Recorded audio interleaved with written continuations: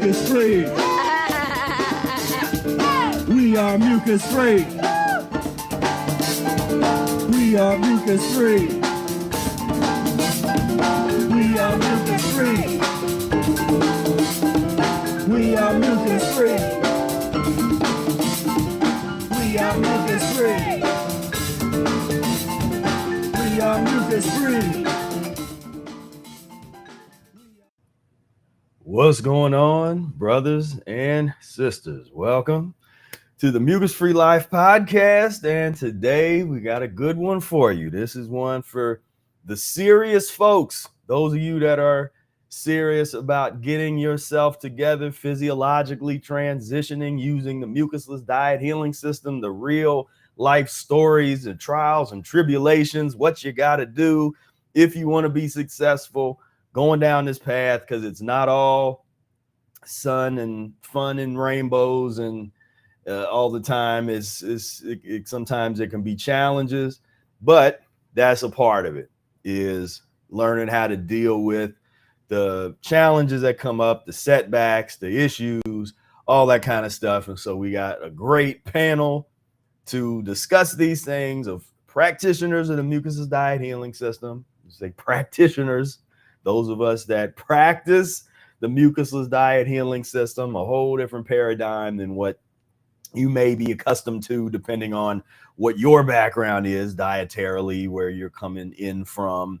Of course, we practice something called the Mucusless Diet Healing System by Professor Arnold Ehret. That was written over 100 years ago, and it is the best kept secret in natural health. It's one of the best kept secrets on the planet. We're hoping to change that. We want to have it not be as much of a secret. We want people to know about this and to benefit from it. And so that's why we're here. So before we get started, go on ahead, go down below, click the link and hit the subscribe. We got the link to the free training, and that's going to be gone soon. We're going to be shifting. We're doing something else. So if you want to check out that free training, click it now. And hit the like button and share this video if you would, because that really helps us out, because YouTube algorithm doesn't always like us. That we don't get a lot of love. We don't get the Taylor Swift love. we gotta do if we want people to see us, we got to do it ourselves and get this information out there. And so there's a lot of people that can benefit from this. Understand that this is the path. You know, this is the way that we need to go, regardless of what your background is or what you're going through, what you're, just people from so many different walks of life and situations can go down this path, because the system and the principles of the methodology apply to everybody. Doesn't matter what your belief system is, what you this or that, like the principles alone apply to everybody. And so when you understand that and you get conscious of what's actually happening to you physiologically, and that this is the way to go, then you will benefit greatly by taking this seriously and getting on this path. So I thank everybody who's here. And if you have any questions for us as we go along, feel free to put those in the comment section, and we'll have just a nice little discussion today. This won't be too formal. We're just gonna have a nice little chat and explore setbacks, handling setbacks on your mucusless diet journey, tips and tricks from the panel. So let's introduce you to today's panel. First, we got Trayvond. What's going on? Hey, how's it going? Yeah. And we got Monica. Hello, I'm here. We got Brady. What's going on, everybody?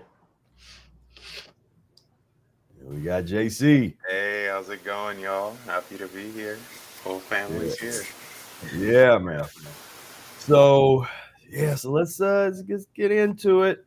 And we won't go through everybody. Everyone here has been on the panel several times, so we won't go through and and introduce everybody in detail. But I'm sure details will come that as you're telling stories about different things that you've been dealing with. But so I'll just put it up. Who has a setback that they like to discuss and talk about? Who wants to kick us off? I mean, I can go on. Trey, that sounds like you want to kick us off. Yeah, go for it. Who, Jay-Z? No, you Trey. Yeah, Oh, Trey. you. Me? Yeah, I heard you whistle. Oh man. All right then. I'll go first though. Well, man, I probably should go last. I don't know. I should probably. Well, I'll go first. I don't know. Man, this whole the last 3 years, man, talking about setbacks, just the last 3 years, I sat back and really thought about like what it was today going into this episode, and I didn't know what I would be talking about, but really just thought about the last 3 years and man, setbacks. Like within the last 3 years, I came out of my apartment.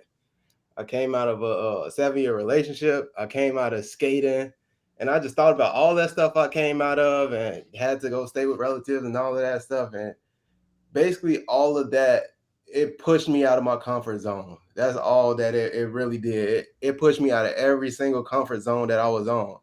And what it forced me to do was double down on this path. So I doubled down on this path. I got into the book club, and then I kept going, man. It wasn't easy. It wasn't easy. I was struggling in the book club and still going through my eliminations and stuff, but I just stayed the course. And I think that's honestly just how you get through those, because everything is a transition to everything. So I knew I wasn't going to be going through it for long, but man, I just kept going through it, and I'm here. I'm still dealing with certain ailments and things, but I'm getting familiar to what that pressure is and what it feels like, and I just know that I got to keep, putting one foot in front of the other. And yeah, that's pretty much the setbacks that I've been dealing with. I mean, what was the some of the mindset, or I mean, because it sounds like one of the things that I know that you did, like you said, you got in the book club, but you was going through something, you reached out and plugged in. You like plugged back into the community. Well, yeah, especially coming out of skating, because when I was in skating, it was like I started to prioritize that a little more than just my practice with the Mucusless diet. And it wasn't like just eating or anything, because I would go there and I wouldn't focus on eating. So it was like I was in there and I was just prioritizing that just a little bit too much. And then when I started going through it, basically my body had started transitioning to like a lean type. So I started becoming very acidic, and things started becoming tense and internally, and dealing with acids in my head and all that stuff. So that just really, I didn't know what was really going on with that. So I just I pulled back from it and started to figure out, okay, physiologically I'm dealing with something. I need to, get back focused, get back. Yeah, I got back into, I was thankful that Brady sent me the invite to the book club. I was just like, okay, like I just hopped right on it. So yeah, but my mindset at the time, it was just like, man, yeah, I had no idea what was going on. I just started moving at a slower pace. I started shutting things down that wasn't like very necessary. Like I just started shutting a whole bunch of things down. It was just really kind of protecting my little space, because I didn't have energy to give to all of these things like I did before. And yeah, I just started pulling back from a lot of things. Yeah, and I want to look at you younger folks, boy. Y'all grow up on social media, don't you? He's a baby over here. Like, yeah, those high school pictures, man. That's when I went to prom. Yeah, but this is because this is an interesting study in transition, so you can see all the different periods that you in here. Yeah. Then, oh man.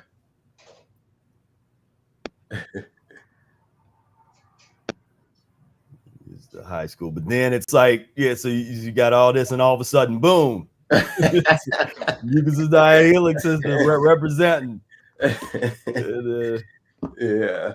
Oh man. Then we got, then it's like turns into some diet commentary and disease commentary, and then it's you can kind of see the transition going, and that then you get into the skating. Yeah. So that takes over. You got the skate vibe going. Yeah. And so that's pretty prominent. And then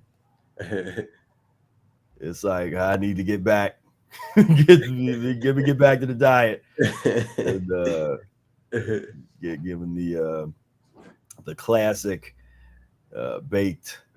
We got some stewed strawberries and dates with the baked sweet potato. That's a nice little meal. Yeah. And then now, we're back in full. Yeah, man. And that's something I learned along the way too. It was just like, man, because it almost felt like I had like resistance to this path a little bit. It was just like, I would do this, and then I'll go off, and then I'll come back, then I'll go off, and I'll come back. And it wasn't like the practice or anything, but it was just like I would always explore other things and whatnot. And now it's just it felt like I got like just I don't know the words put together for that, but it just felt like the universe just like, man, you belong over here. And I was just like, okay, like I finally accepted it. Like, okay, all right, I'm over here. I'm gonna do my thing over here, and just I get it. Because whenever I get away from this, it's just everything. It brings me back. It's like I'm searching for something that I already have. So it just brings me right back to here. And it's like, okay, yeah, you need to, really focus on this, prioritize this, go deeper into studying this more. And I'm glad that, I got into the book club because, and you were kind of talking about this the other day about basically how it seemed like you starting over on level 1, but you got all the wisdom and knowledge and everything with you to go through it. And it was like, I went through this process and I went through it alone. But when I got into the book club, it was like, okay, now I'm going through this process, and I'm going through it with a group of people who also went through this alone. So we going through it together. So that just made the experience just a whole different process. And I really appreciate that. And I didn't know that it would even bring me all the way to this point. Like I had no clue about being on like a research and development team and just doing all of these things. So man, this path does lead to just some interesting directions and open up some things that you never know, man. Yeah. I mean, there's a part of this that it's like a lot of the self-help people talk about, take action, but you take action, and at the same time it'll meet up with opportunity. And so you have a little faith, and you got to have all of those pieces there, because there's definitely I don't know what that sound was. What was that? Sorry, the traffic. What was that? No, it's just traffic. I live beside a main road. I tried to mute myself, but caught me off guard. But there's it's like sometimes people think everything is just going to be handed to them and on a silver platter, and it's all going to kind of figure itself out and this kind of stuff. And it's like, man, you got to take an active role in defining your destiny, your future, and you got to pick a path and you go down it. And when you really engage and become part of the solution, you become part of whatever it is, and really that immersion, that being totally immersed. I really recommend and teach that in terms of that total immersion in whatever it is you're into. Like with whatever it is that you are into, be immersed into that thing. And with the Mucusless Diet Healing System, that's very, very important, because when you're not, and you kind of got one foot in over here, one foot over there, and you're like dabbling and stuff, then this can be a hard path. This is not a dabble path. Yeah. It's like, this don't work when you're doing that. And so but the key was you recognize like, all right, I'm going through some things. It's like physiologically, but just life things are happening, and you're just kind of like, all right, let's see what's up in it. And it just was at the right time where we're doing what we're doing. It was like, come on, let's go, let's do this thing. And you know, as Brother Air always says, you know, you bring something to the table, you know, and that's what all of you everybody on the panel has done, that, you know, bringing things to the table. And so to me, that's for me, that's always, and Brother Air is the same. It's like doing the work and bringing something to the table. That's what we really value. You know, that's kind of where some people want like pats on the back, or they like people clapping for them or giving them praise or something. I could care less. I don't. That's the last thing I get. You know, people, because sometimes they'll say things and I won't even know what to say back. You know, they'll be like, "Oh man, this is great. You changed my life." And this, I'll be like, "Oh man, well I appreciate. Well, I'm glad I could help you." You know, it's just it can be kind of awkward, but my thing is, it's doing the work. You know, because it's like the gratitude. You know, really doing. You know, when you engage and sometimes just asking like, well, how can I help? You know, what can I do? And but you got to understand the value of the plug-in to really get to that. And we were speaking of all that, everybody, we're getting close to where we're gonna make this available to folks. So be ready. Yeah, this is Trey. A couple things, Trey's in here. Yeah, Mucus-free social is gonna be on the way soon. So who's next? Who has a? Oh, we're doing the rounds, eh? Yeah. Who has a setback experience, a situation that you'd like to discuss, All right. and how you work through it. I'll go next. I got all Right. kind of setbacks.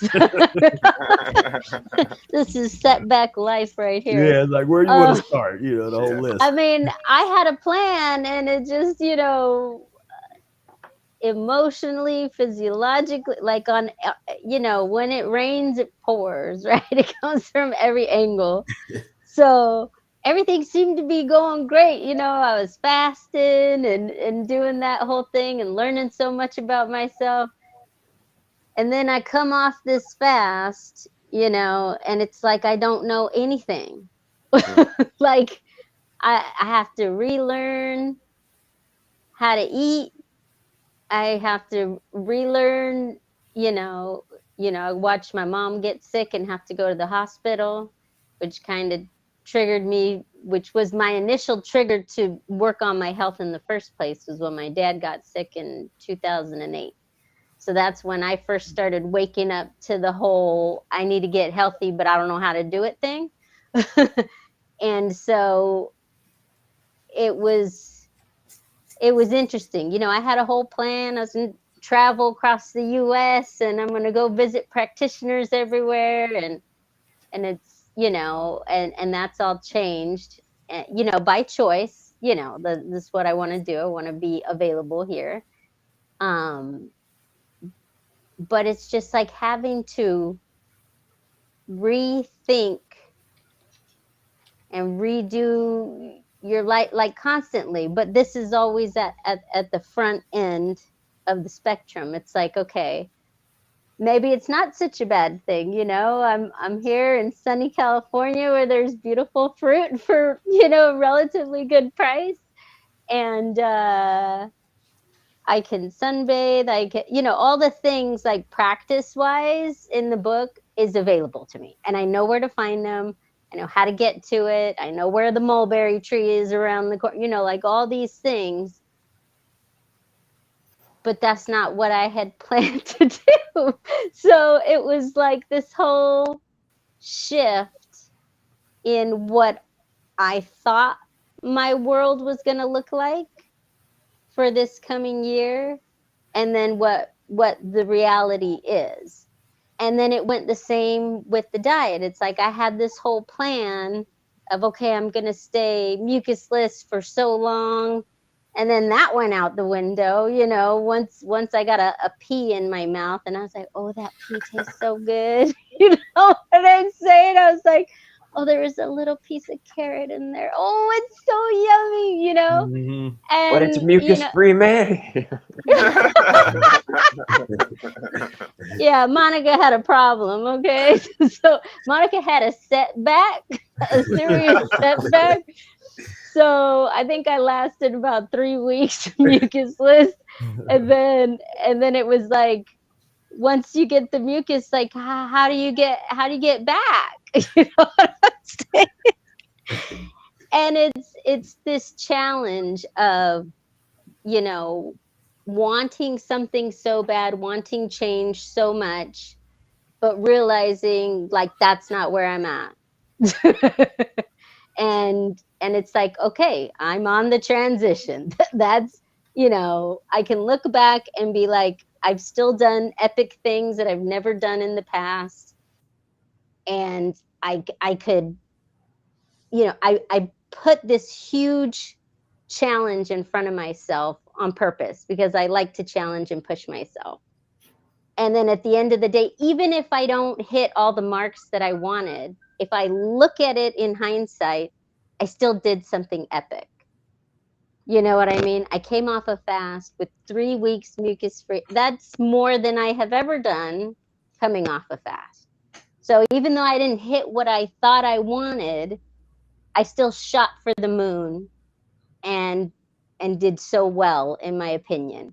But You're not even talking about a setback. That's like the perfectly executed fast there, and like barely anybody can do that. But I was so hard on myself. I was like, sadness. I put a pea in my mouth. You know what I mean? Come on. It was like, oh my gosh, it's a carrot. But it's like, it's okay to be where you're at, though. You know what I'm saying? I didn't let myself feel bad about myself for too long. I was like, okay, now shoot up. Look at this big picture, and that would be my takeaway right now. It's like, if you hit a setback or something that maybe you didn't plan on, or whatever, something comes up, you're going through emotional stuff, physical stuff, and just pull yourself up out of it.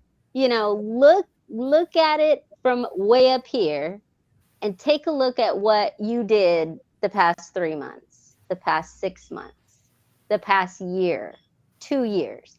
And every time I look back, it's like, damn, I didn't even know I could do this, And it's like, it's almost like you can't even be hard on yourself, because at the end of the day, this is still like top of the line. Like, this is still the most important. Enemas are still happening every day, if not twice a day. Like, all these things are in place so that it's like you can't fall off the wagon. Like, you think you're falling off the wagon, but you're just on the transition. And that's the cool part. It's like, right. I got this family here that I can talk to about that, and you guys, and we all understand. It's not about like, I want to be mucusless so bad, but it's like, at the same time, I've been way more mucusless than I've ever been in my life. So is it really that bad? Am I really doing, that bad that I can be hard on myself? Like, come on, like, stop it, girl. Yeah, that's a part of the art form of this. Because any artist to tell you, you're pushing yourself to get better. So yeah. there's an element of pushing, an element of, okay, I want to optimize this, I want to get this better, I want to, where you're making that effort, and sometimes you fall short. I mean, that's built into trying to get better at something, right. And so it's like this. That's why I like to compare practicing Mucusless diet to art form, because you approach it like that, then you where you can take the you're feeling bad for yourself or sorry for all that kind of stuff. It's like it's all built into this process, and you just are constantly you're pushing yourself in a way that's in a healthy way, as opposed to pushing in an unhealthy, irrational way. That's what I see a lot, is people will push themselves in an irrational way, and they have unrealistic expectations of what it is they think they can do or what they're capable of physiologically, and it's just misplaced. It's not. It's you took that same energy, but you put it in the right direction, you could actually maybe achieve what it is you think you want. But it's not. You ain't gonna happen. Like, the other way. Actually, some beautiful things happen. Like, so I started eating a little more mucus lean, and then I feel discomfort. I'm not used to that full feeling that everybody likes. It feels uncomfortable. It's almost like a huge discomfort. So then I started exercise. I'm like, I need to go for a walk. I don't like this food in my stomach thing. It's like I'm enjoying it when I'm eating it, but then I'm still seeking that feeling of emptiness and movement. And that's kind of my vice. I don't, I can sit and study and sunbathe and do all these things, but don't make me run unless I'm chased, So now it's like, okay, I'm doing something. I'm working the transition, but now I'm wanting to exercise. I'm seeking moments to go move, go for a walk in the day, in the afternoon. Let's walk to the market. Let's, anything to get some movement in, which was like, wow, did I awaken that in this journey that I knew I needed, but it's like, I wasn't like actively trying to find. So at the end of the day, it's still all taking you down this epic road. Yeah. Nice. Yeah. That's the key. It's and a lot of this. The one benefit for listeners is to plug into the mindset. I talk a lot about mucus-free mindset. And to me, that's so important, is really learning the mindset. And one of the best ways to do that, it's like, you'll read the book every day and really immerse yourself into the information, but also plugging into these kind of conversations, and which you have to pretty much get from us. We're the ones talk about it, the ones I know that really talk about this stuff like this. And but that's how you start to change how you think about things, and that's very, very beneficial on the path, because my thing is always being prepared for things happening before they happen. And so that's where, again, some of the people that are unrealistic and they think that something's going to be, they're never ever going to get sick, again, they're going to feel good all the time, or they felt so great doing so. And it's like, that's now we're getting into the unrealistic expectations. So then when they go through an elimination, or they eat something, they have a craving that they thought they would never eat such and such again, then all of a sudden here comes this craving years into them doing something, and they don't understand it, and they get really, some people get depressed about it, or they'll get down on themselves or whatever, as opposed to really understanding what we're doing. That's part of this. Like it or not, that's part of this thing. And when you're doing it right, you get, it's like you rake this stuff out of you, the addictions, and the physiological addictions, the mental issues, and all this stuff. The system helps to work all those things out for you, or at least it forces you to address them or look at them, be like, all right, let's work on this today. Let's do this. But that's it. Who's next? Brady, you want to go? Yeah, sure. Yeah, so this is, I wanted to say first, this is actually the most comfortable I've ever been on the podcast, but I'm going through a crazy elimination right now. So I'm be lucky if I can make it through this without blowing my nose. And coughing and all that. But yeah, like I'm going through full-blown elimination. Every other time I've been on the podcast, I'm going through an elimination at that time. So it's just, I thought the timing was kind of funny. But yeah, in terms of setbacks, I think Trey went like very broad, and then Monica kind of honed in on one thing. So I think I'll do something in between. April 2024 was just like one giant setback. It was just, yeah, it's like I was joking with people, I think on the book club or something. Like people say like I fell off the wagon, but like my wagon like flew off the cliff, and I was just like trying to figure out, like sometimes, I mean, I'll be honest, like sometimes there has been a handful of incidences on the transition where you just got to like reset the whole thing and just completely start over, because you don't even know what you're doing and what's going on. And what was challenging is that during that month, my body didn't give me any kind of signal to go harder, because I've been probably for the last several months like walking this tightrope of like, okay, neutralize acid and, you know, just keep it as mucus free as you can. And just, you know, it's not, like no intense fasting, because as soon as I would try to go into that a little bit, it would be, my body would be way too acidic. And then, you know, I wasn't going too far back. But then it came into April, and I feel like if you go too long of a period of time without having any kind of reset or doing some kind of intermittent fast, like some short fasts or things like that, over this long period of time, my body is like pressing out this older stuff. But then the stuff that I'm eating all the time, whether it's mucus lean or mucusless or whatever, obviously mostly the mucus lean and the starchy stuff, that's just kind of like adding on to it.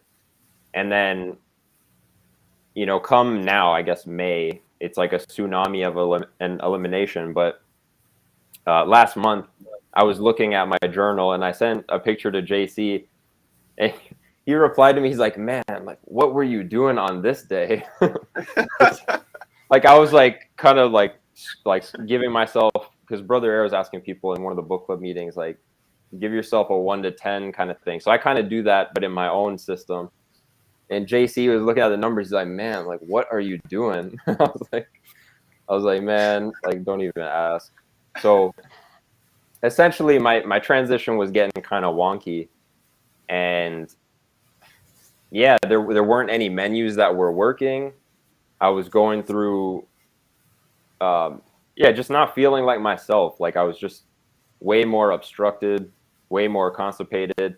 And now I'm seeing what's coming out, what was waiting to be, like what was obstructing me and what was, stifling me. And like, I wasn't feeling great. I think in the last podcast we did, that was during that month. So yeah, like I was getting in maybe like 1 day fast, but then like I would come back in and there was just so much stuff on the lining of my GI tract that nothing was going to be laxative, like nothing was going to eliminate. So I knew I had to get a really deep, like, you know, really deep reset in, which finally it's come now. So thank God. But like that block of time, it's just like trying to navigate that and trying to figure out like what to do. Cause like there's most of my transition so far, the last couple of years, I feel like it's been pretty easy to navigate, to make decisions, to chart a certain course, to make a plan,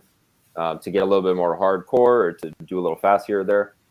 But this was like, man, I don't know what to do. Like there was a couple instances where I was just like, yeah, like I'm gonna just do the best I can and wait for my body to give me the signal. And I think Spira, I told you a couple of weeks ago, that was kind of where I was at. Like you asked me like, how's your transition going? And I was like, man, I'm like, I don't like force myself to fast. Like I just wait. I'm just at that stage in my transition. I just wait for my body to give me the green light. And then I'm like, I'm like kicking the door in and like I'm like ready to go, but yeah, I had to wait for like the perfect moment, and then this elimination came on, and but yeah, like I call it a setback because the whole month was far from ideal. You know, I was eating like I would try to stick to one mucus forming item with my meals. I would get into like 2 or 3, and then it's like, man, and like a lot of the food choices I was making, they weren't eliminating well. So I was like, man, this is rough. And I was like kind of hooked on them. So there's nothing. I think Monica kept talking about popcorn, and then I went through like a whole. I had to get that out of my system, and I haven't touched popcorn Sorry, ever Brady. on my transition. Like I never touched popcorn in the last like 10 years really. And then all of a sudden here we go. Like that was a big food of mine when I was growing up. So I was like, man, for real? Like I thought, like I think I was telling Monica, I was like, yeah, this is one of those items where I could just eat a little bit. I don't need that. Like I'm good. Like, man, like I went through, then like, here nice, it's like here it comes. Here's the There it comes. dude, What you you think can- you nice- over something, or you got Yeah. That's why I said I don't know nothing. I swear. I thought I knew. I thought I was like, oh, I'm learning so much. I'm doing so. And you have these experiences, right? These glimpses of the knowledge, but it's not yours to keep yet. You have to keep working on it. That's a good way to put it. You got to That keep was so working on good. it. Yeah. You get a glimpse, you get the preview, but you got more work to do. Yeah, to- I'll take to the get to preview. it. I accept. I will be humble and accept where I am and just keep on working. Just keep work, because at the end of the day, you will get there if you keep trying, right? The glimpses will be longer and longer, and then eventually, like, you get to stay there, right? Or maybe our children will or something. But Right. yeah. How many? It's been 3 months for you, Monica. That whole process. Yeah. 3 months. Wow. Okay, that's a quarter of the year. Yeah. Yeah, I think last year we were, like, I'm pretty sure you were, and I know Reese was, but I think we were 100% strict mucus free more than we were mucus lean like last year. I was like, I'll take that. I'm not like, Right? I know if the next couple of years aren't as pretty, like that was a great experience. And again, I was going through eliminations the whole time. I knew they were serious, but I'm getting I'm getting phone calls and questions about, like so what about peas? Is that and We didn't know, like, which one. I'm like, that's in the gray area. I mean, you use it for your transition. It's like, we don't want no gray area. We want We were trying to remove the gray. Yes or no? Be clear. We need to know. Not a draw.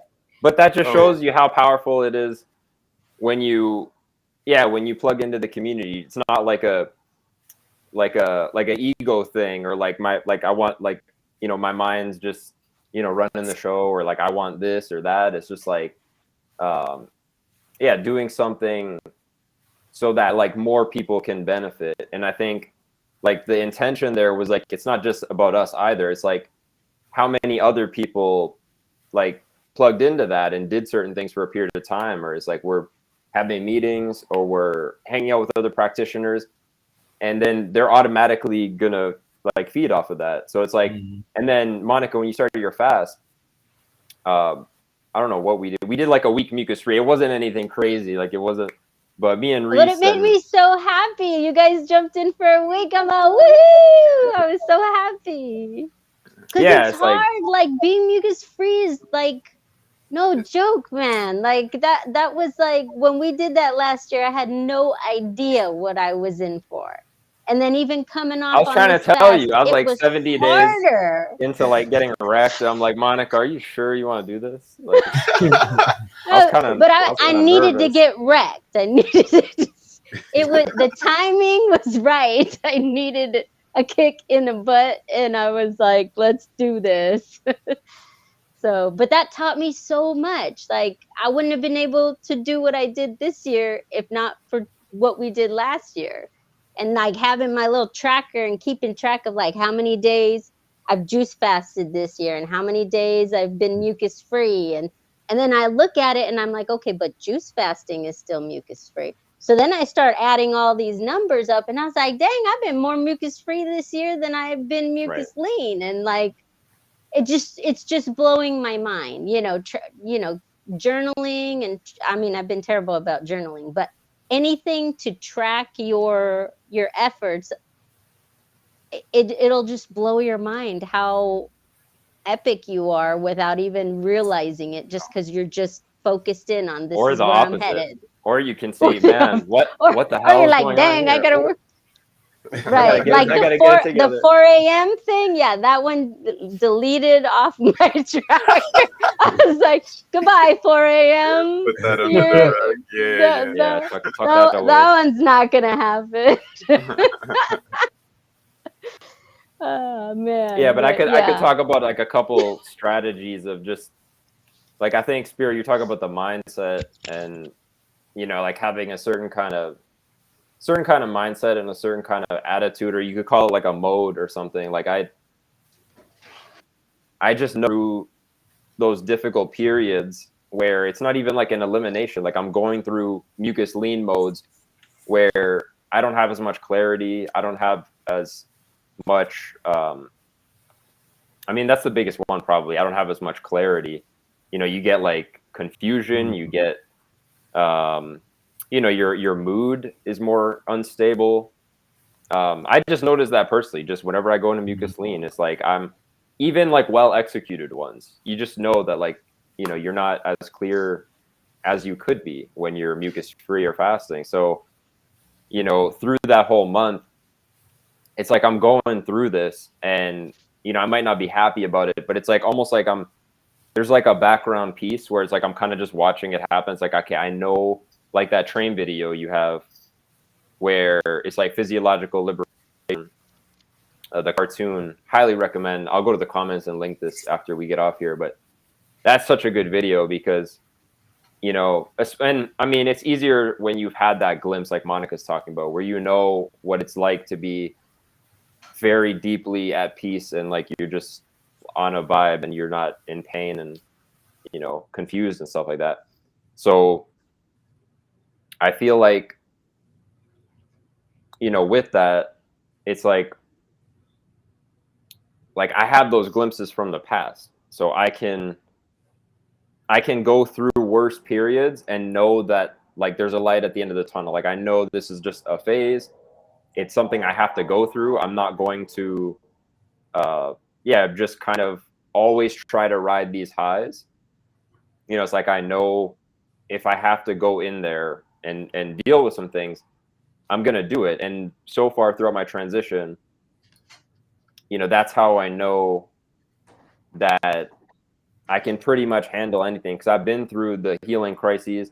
I've been through, the opposite of that, where you have to deal with mucus lean items, which in other communities, aside from the mucus-free community, like I never hear people talk about things like that.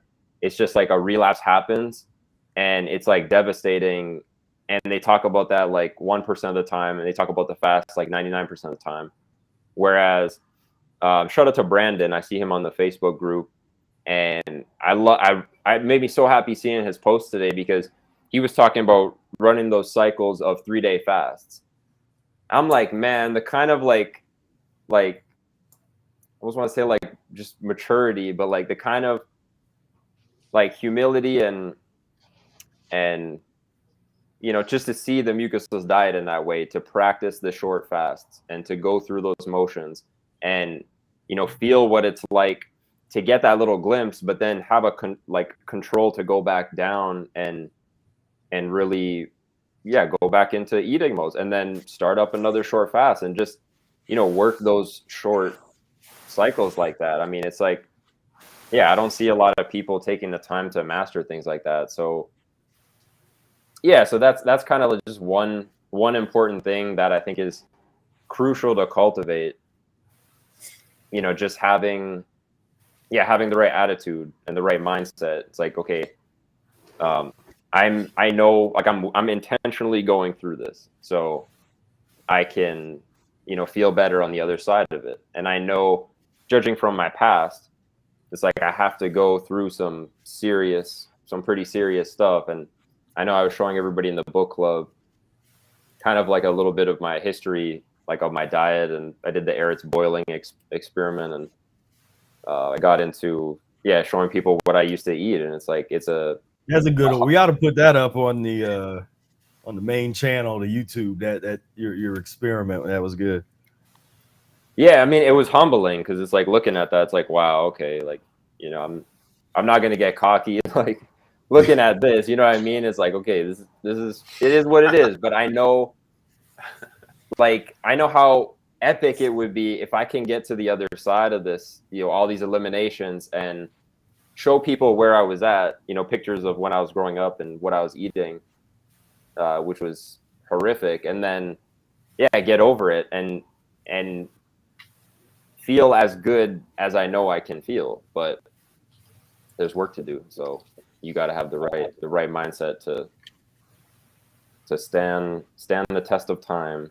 And I think the one thing I've been thinking about the most with the Mucusless diet and with Eret's writings is it's literally in lesson 1, and this is when I was telling you guys I was taking the e-course, and I was like blowing my mind just taking the e-course again. I've taken it several times over the years, but when Eret talks about that one quote where he's like people have no idea like the condition of their body or how long this is going to take, or what time it requires, and how often your menus should be changed. Like, people have no idea what's in their body and you know how long it's going to take. So, you know, just don't rush it and heed that warning. Yeah, and the word that comes to mind that came up here, you know, the words like acceptance. That's huge. That's very important on this path, is to accept the path and to it all that comes with it, because you're going to have the good, the bad, and the ugly, like any path, you know. But just you choose this path. For me, the good has far outweighed the bad, and it got pretty bad sometimes, you know. But it didn't get worse than as bad as it was before, you know, before this path. And but acceptance, surrender, people used to use that word all the time. All the spiritual people like the word surrender. You know, did you surrender to the path and not fight it, man? That's what a lot of people see. People far too often I see people trying to impose their will on the Mucusless Diet Healing System. They want to control it. They want to be 100% something, 100% raw, 100% fruit, 100% mucus-free. Never eat this again. Never do that again. Like they'll put all that stuff out there, and it's like, well, have you gone a whole year where you fasted 1 day a week? Have you gone a whole year fasting 3 days a week? Or 7 days a month? Or, like, you know, have you done any of these things? It's like, no, I'm gonna be 100% whatever, insert thing, you know, 100%. And it's like, so that's that. When I see that, hear that usually lets me know, okay, this person hasn't surrendered yet. You know, they haven't really accepted the path yet. They want to control it and try to make it into what they have in their head. And as opposed to really just like okay, let me just deal with this transition. Let me deal with these methods, and let me do this long enough to see what it's really all about. Because again, we get the dibbing and dabbing type of people where they'll come in and do a little bit. It's like they do just enough to be dangerous. So like, you know, I really loved it. Oh man, I'll be fast. Let me do this and that. But then when it's time to have some cooked mucus-free or mucus lean or some of these other strategies and techniques, it doesn't end well. And then, you know, we end up falling off the wagon. Yeah. Oh, man. Damn. The classic, you know, I wonder Wonder where that girl's at today. She's She falling off the wagon. fell off the wagon. Is the classic meme, but That's cute. but yeah, acceptance and surrender. That's really important on this path, to really to accept, to hear what we're saying, and to say that we're telling you that you're going to go through some trials and tribulations. You're going to go through some eliminations that will not be pleasant, but you have to go through them anyway. So it makes sense to those that are awake. It makes sense to go through it where you do have a little bit of, where you understand what it is, and you have a certain amount of control to aid your body in what your body is trying to do, because your body's trying to help you eliminate whatever this stuff is. So you're not freaked out about it. You're not scared. You're not depressed about it. And some of those emotions will come in and out, but you know that those emotions aren't you. And we teach how to the emotional release, and that's a part of this, is learning how to do that. And but that's a huge one. That'd be one. Everybody write that down. Everybody, that's the acceptance and surrender. Put that, print it out, put it up on your wall. Acceptance and surrender to the path, because man, people really resist that, man. Really, because they want to control this thing. Yeah. And it's like, that's not what this is about. This is about letting go of control. This is about turning control over your body, because your body is running the show. It's the healer. It's like, again, people want to try to let me douse my body with all these herbs and do this. I want to control. I have this ailment and I want to fix this one thing. And it's like, no, just turn the whole thing over to your body, and it's gonna deal with all the things when it wants to, in its own time, with the bodily intelligence. And part of that acceptance is making the space and the time to go through your eliminations. So when you accept that at some point, sooner or later, you're going to have to go through some stuff, then that's part of the lifestyle, of setting up your lifestyle where that's a priority, so that you're able to go through those eliminations. You're able to take the time that you need away from whatever else is going on in your life, from family to work or whatever it is that you're doing. And you're able to, as I always used to call it, shut it down. You can shut it down and go through the elimination. And for me, shutting it down, it would be inspirational for me to continue to talk and communicate with Mucusless Diet people.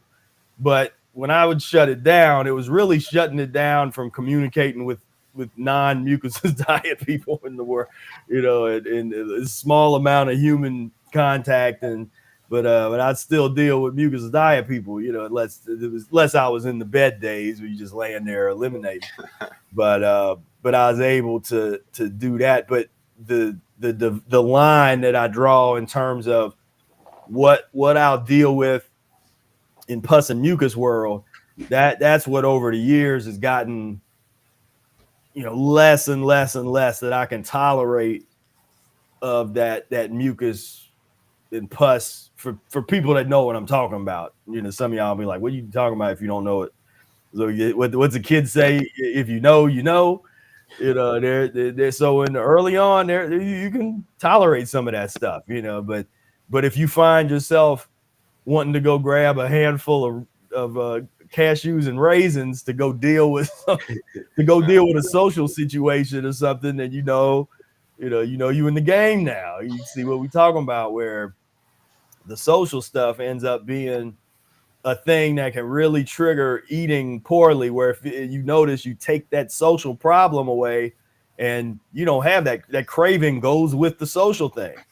When you start to realize that, you'll be like, damn, how much is it required for me to actually change my lifestyle? Because then people don't. That's another part of the acceptance of, are you prepared to are you prepared to change, have new friends, or new, have certain, figure out ways to deal with the family dynamics and all this stuff. Like, you deal with that, and significant others and relationships and all that kind of stuff.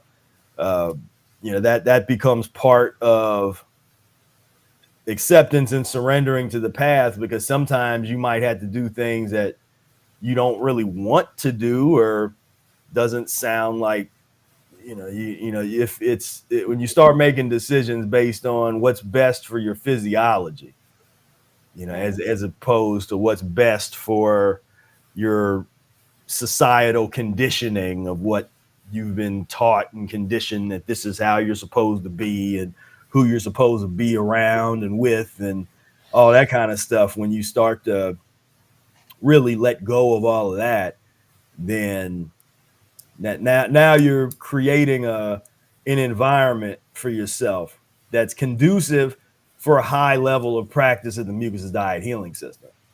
And that was one thing I was always, I got, I understood that dynamic pretty early on. So from pretty early on, I just structured my life around the Mucusless Diet Healing System once I got into it, to where, I'm going to school, but when I need to go through eliminations, I'm going up into the dorm room and locking the door, and I'm gonna do what I need to do.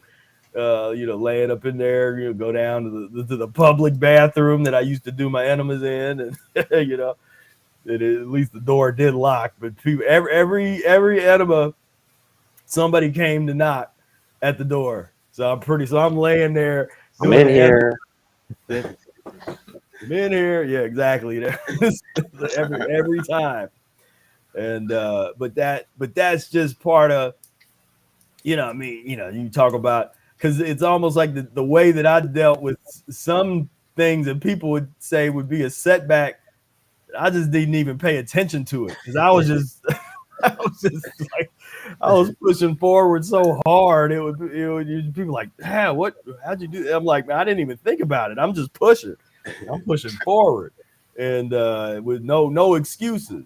So there's no excuse. Oh, how'd you do your enemas? It's like, man, I literally, I was searched around, because sometimes if there was somebody, if I had my little, so people don't know, I used to I had a little duffel bag, like a gym bag, and up in the dorm room, I'd make the juice, and then there was a little stove that was up the hall, like a communal stove, and so I'd heat up the lemon water, and then put it in. I'd make it real hot, because I knew I had to walk down, and there was going to be like a period of time where it could cool off, and so I made it real hot, put it in the enema bag, make sure that it was like really well. Actually, what I did, I think so that the little plastic, the stopper would, if you just put that in the bag with nothing else, that stopper would come off, and then everything get wet in the bag.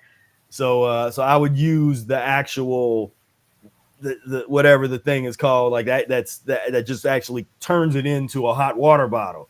And then when I got down to wherever I was going to do the enema, I'd take that off and then put the tube on and that kind of thing. And so, I had those systems, but sometimes the bathroom that I would normally go in would be occupied, and I didn't really want to sit there waiting, because I didn't know how long they were going to be in there. And so then way down in the basement, there was another bathroom, but sometimes it was locked, sometimes it was open. I think it was like the janitors would be down there using it and stuff. But that one didn't lock. So if I went down there and that one, it was just like, dealing with that. Where somebody kick the door back shut. yeah, like I put something up against the door, and but that but that was the mentality where it was no excuse. Some people wouldn't have been able to do that, or because of their pride or their any excuse when it came up, where they're just like, oh well, there's no, I gotta, or there, because I've heard people say stuff like, well, when I get my own home, or I'm gonna be moving, so I'm gonna start doing enemas. Then it was like I just never had them kind of. It was always a problem solving mentality. It wasn't no excuses. It's like, nah, we're gonna figure this out here. And for people that are living with somebody else, it's like, well, yeah, go in the bathroom, turn on the shower, and I wrote that in Spira Speaks. It's like if people are feeling weird about you doing something, it's like you could prepare the whole thing in a bedroom, and people don't even know what you're doing. If you really get all the equipment, or have a little juicer and all that stuff. If you do have at least a private room, you could prepare stuff, have a little hot plate. Like I've seen all kinds of things, and it's just a matter of the problem solving and just having an attitude that you're not going to take no for an answer. It's like you committed to the path, you accepted it, and so you're just going to figure it out as you go along. I don't understand that, because it's like with Brother Air, he says like it's so simple. Like he just feels better when he does them. So it's the same thing for me, and I don't understand how people can like stay uncomfortable like that. And I try to think of reasons why. It's like, okay, maybe they really don't know, like, that they're even in that situation, and that there's something that can make them feel a lot better. Because I know there's people that have lived their entire existence suffering, basically. So, they don't necessarily know what they're even, giving up. You know what I'm saying? So yeah. Well, a lot of those people don't want to go through what you just went through. That's the problem. They're scared of that. They're scared of going through and confronting the eliminations that they have to be held accountable for sooner or later. But it's like they don't want to deal with that. They want to put it off. And because if they do one little enema, they'll be like, oh, I tried that. I felt so bad. It didn't. It's like, yeah, you didn't. the one random enema is not going to do anything. It's like, that ain't it. But they're not, again, acceptance. They don't accept it. They just like, we'll don't want to deal with that. Right. But like, even in the beginning, it's like you can like read the book and look at it and be like, okay, the human body is a living cesspool. But then you still don't know, right? Like you still have no idea. Right. You know what I mean? So, yeah, I don't know. I'm not trying to make excuses, trust me, but it's like, yeah, I just wish more people knew what they were giving up, And sometimes you don't know. The issue is you don't know till you give it up. That's the even harder part. Like you can't even imagine. Like I had no idea how much pain I was in my whole life, because you just suck it up and deal with it, right? That's what they tell you to do.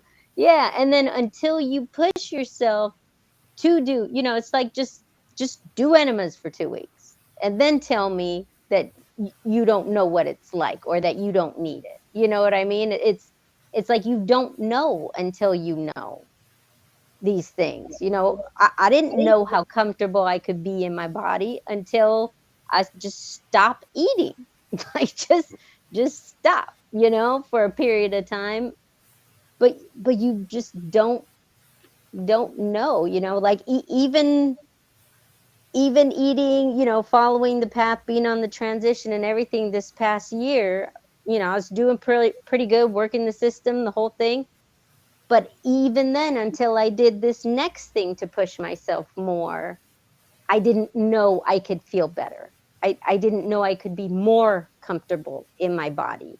I didn't know what it is until you just, and that's the thing about the transition. It's a constant push. It's a constant evolution of your physiology that you're never going to know ahead of time. You'll get these little glimpses, right? But and it's almost like the people who get stuck on like drugs or other sorts of quicker stimulants, it's like, but can you imagine feeling like that every single day of your life without putting something in your mouth or nose or vein that's going to kill you? You know what I mean? Like you can feel good every day of your life. Like why wouldn't you want to strive for that, or be there for your children, instead of worrying about leaving them a house, a car, money, all this stuff? How about you just be alive still and get to enjoy them, and then pass this knowledge onto them? Those are gifts that, which we live today in the present, every day, every choice we make. And then those things won't want to thrive inside of us. Those little guys. I think people be having these as pets. Right. Oh, and they say, oh, it's all right. No, it's not all right. Like I gotta. It's like, hold on, I gotta feed my worms. Yeah. You know what? I do the same thing, but you know where I feed them? In the garden, not in my gut. Right. Like that's where you belong. This is where your job is, in the compost. You eat not my colon. My colon is not the compost bin, but we treat it like so. We'll shove anything in us like we're the trash bin, and then we don't want to admit that lives in us. Like, I mean, just look outside. When you throw a bunch of food and junk in the, outside or in the garbage, that's what grows. That's what thrives. Why do you think it's not going to happen inside you? That's ignorant. That's ignorant. Like it's not a matter. It's not a matter of if. No, we got it. It's a matter of how much. Like, don't lie to yourself. I got them. I'll admit it. but I'm gonna work on, creating an ecosystem to which they know they don't need to be here anymore. You're not needed. I'm not working towards death. I'm working towards life. These are the decomposers of food and waste. Why do we want to be the decomposition vessel? Like, no, thank you. I got I see Deborah's in the chat. I got a challenge for Deborah. Get this man a Mucusless Diet Healing System book. Deborah's got a child. Get this man, because talking about he's just talking about this brain worm, just like I eat a lot of fish. I got a brain worm, and just one. That's the only one. If there's one. No, they make babies. Believe it or not, yeah. And so I mean, it's not to get into nothing political. That's funny though. It's like what physiology is political, but what we know about his health. It's like that's not a whole lot. Basically nothing. Yeah. It's Shoot, I probably got worms in my brains. I'll believe it. Yeah, well, I hope not. No, I mean, I'm working on making sure they ain't gonna live in there, but I mean, who are we to say that they don't? You know what I mean? Like, I've done things to probably have put them there. I've eaten the sushi and the sashimi and the things I shouldn't have ate. But I've done it, and I take responsibility, and now I gotta work my butt off to make sure that that's not gonna live and thrive in me no more. Monica, I've been getting the one lately a lot where it's like, aren't you clean yet? Like, no, with all the fasting you do, aren't you clean? It's like 30 days. The first 30 days were like every single enema was like painful. Not like I'm never going to do an enema again, painful. But like there was pain, there was discomfort, and there was stuff coming out every single day of the 60 days I was fasting. That's why I kept fasting. I knew my body was moving stuff. Like if I were to be doing enemas every day and fasting and nothing was coming out, I better stop. I better not be fasting because I'm not doing anything. Like food needs to get this waste out. You know, it's too thick. It's too, I don't know what, but something is wrong because the channels have to be open. You know, the stuff needs to be coming out. There's, you know, I was not a squeaky clean baby growing up. Like, no, I was out of my mom's 4 children, I was the only one born at acid type. Wow. I was always tiny like Hannah, my daughter, and then I was hospitalized. They thought I had rheumatoid arthritis at 7, like crazy stuff, like old people have, you know. Oh, and then I was born with a hole in my heart and a heart, you know, the heart murmur thing, like just all kind of crazy stuff. You're not supposed to just have this, Right. you know. This I had to work my way out of, and I'm blessed to have fallen in love with lemons at such a young age. You know, ever since I was a kid, next door neighbor, Myers lemon tree, be looking up over the fence, them lemons ready, you know. I'm coming. I'd eat them peel and all, and I'm just looking back at my childhood and be like, thank God I did that, you know. Like I could have been in even worse shape now, but just so many mind-blowing connections that you make as you just witness your own art that is your life. And just your paintbrushes get finer, the colors get brighter, you know, you get experience. Like you're gonna have to start over all the time. But like Spira was saying, and like Brady mentioned, we're gonna start over, but with the knowledge. We get to be born again, but with the knowledge, not erased. You know what I'm saying? We don't have to start over with a brain swipe, right? Like use these multiple life. I swear I've lived so many lifetimes in this life, and like full force. Let me tell you, like everyone was like, whatever this chapter is, it's gonna be like ride or die.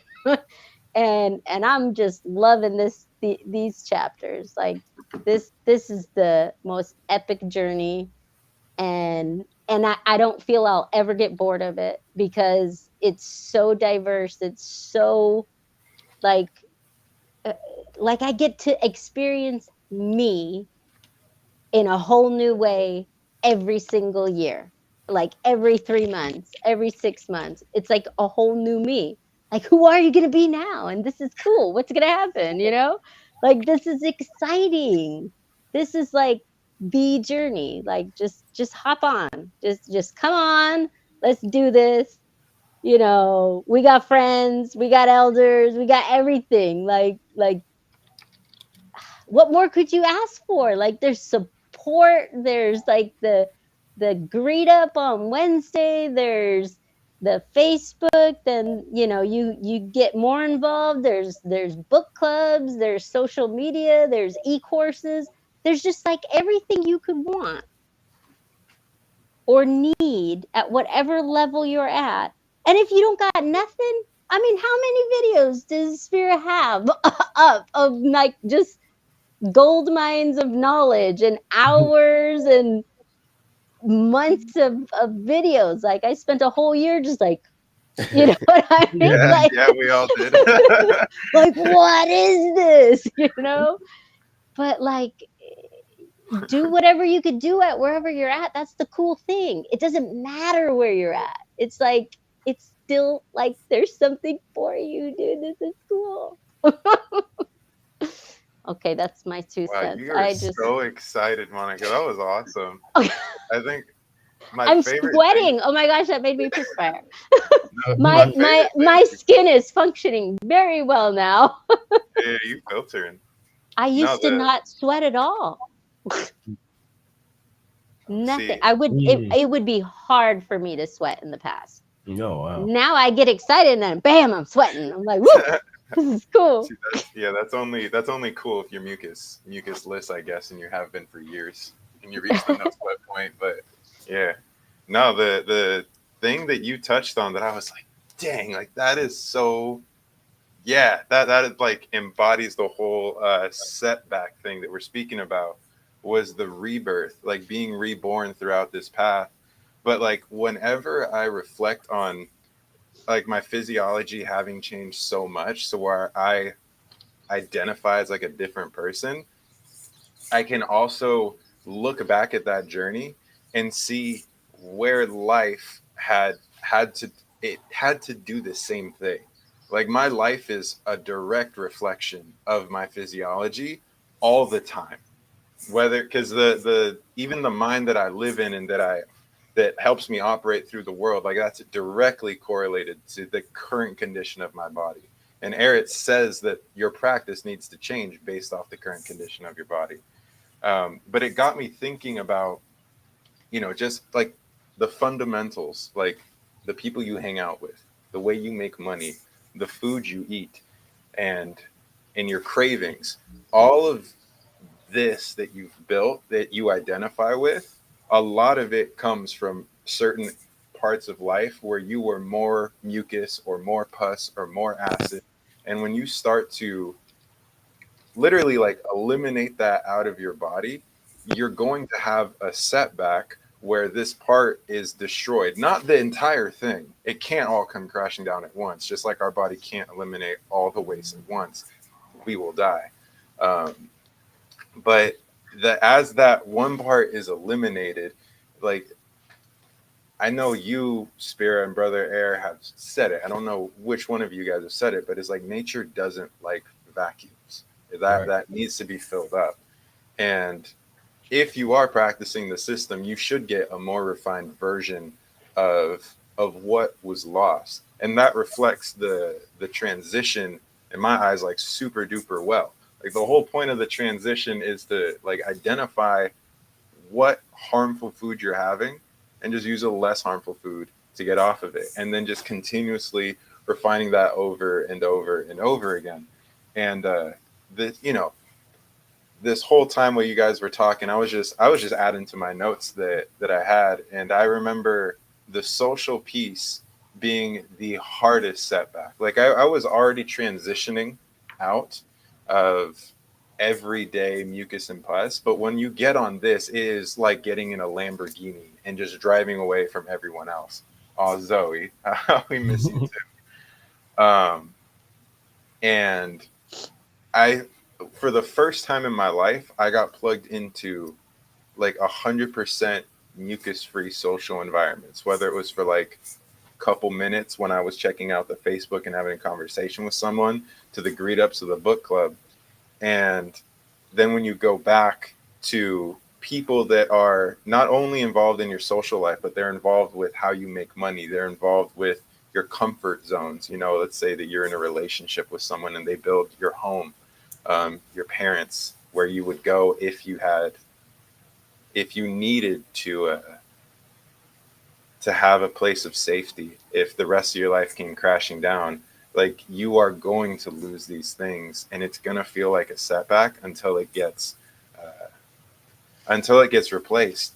And I don't know, man. It's like Reese has this theory.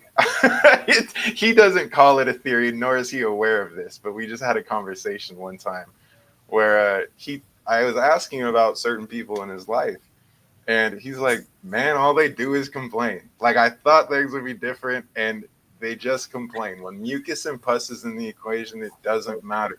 Like all they do is complain. And I was like, that is such an interesting theory. And I work with a lot of mucus and pus people. And when they come in, I will go like 1, 2, 3. Oh, there you are. You're complaining. I asked how your day was, and there we go.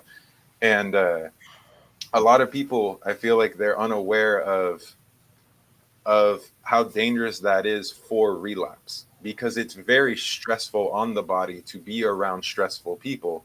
and I catch myself like sipping on juice, just like I need something, like I need some type of pleasure, I need something. But sipping on juice makes me feel bad, makes me feel tired if I do it all the time. And then from there, my eating can kind of get a little wonky. But no, I think a lot of the like rebirth through the physiological change, I think that, Monica, was just an absolutely beautiful point. I just wanted to speak about that for a second. I love it. I love it. Yeah. You speak about it so eloquently. Thank you. Well, yeah, a lot of pus and mucus world definitely the ties come around complaining. You know, they're just complaining about whatever, and that's just how folks relate to each other. It's just like, you know, complaining about the you know, that's what politics. A lot of that are the way it's structured in, you know, in the Western world and most places probably around the world. It's all really it gives people something to complain about. They're not doing nothing about it. You know, they're not doing anything that's going to actually create any change or anything, but they're complaining about it. So they're at the water cooler like, man, I can't believe Biden, Trump, Bush guys doing this, and RFK got a worm in his brain, and I can't believe it. That's the problem these days. And these kids, these damn kids, I can't, you know, it's just a cliche at the end of the day. Most people speak in cliches about all this kind of stuff, where it's just, you know, for us it gets boring.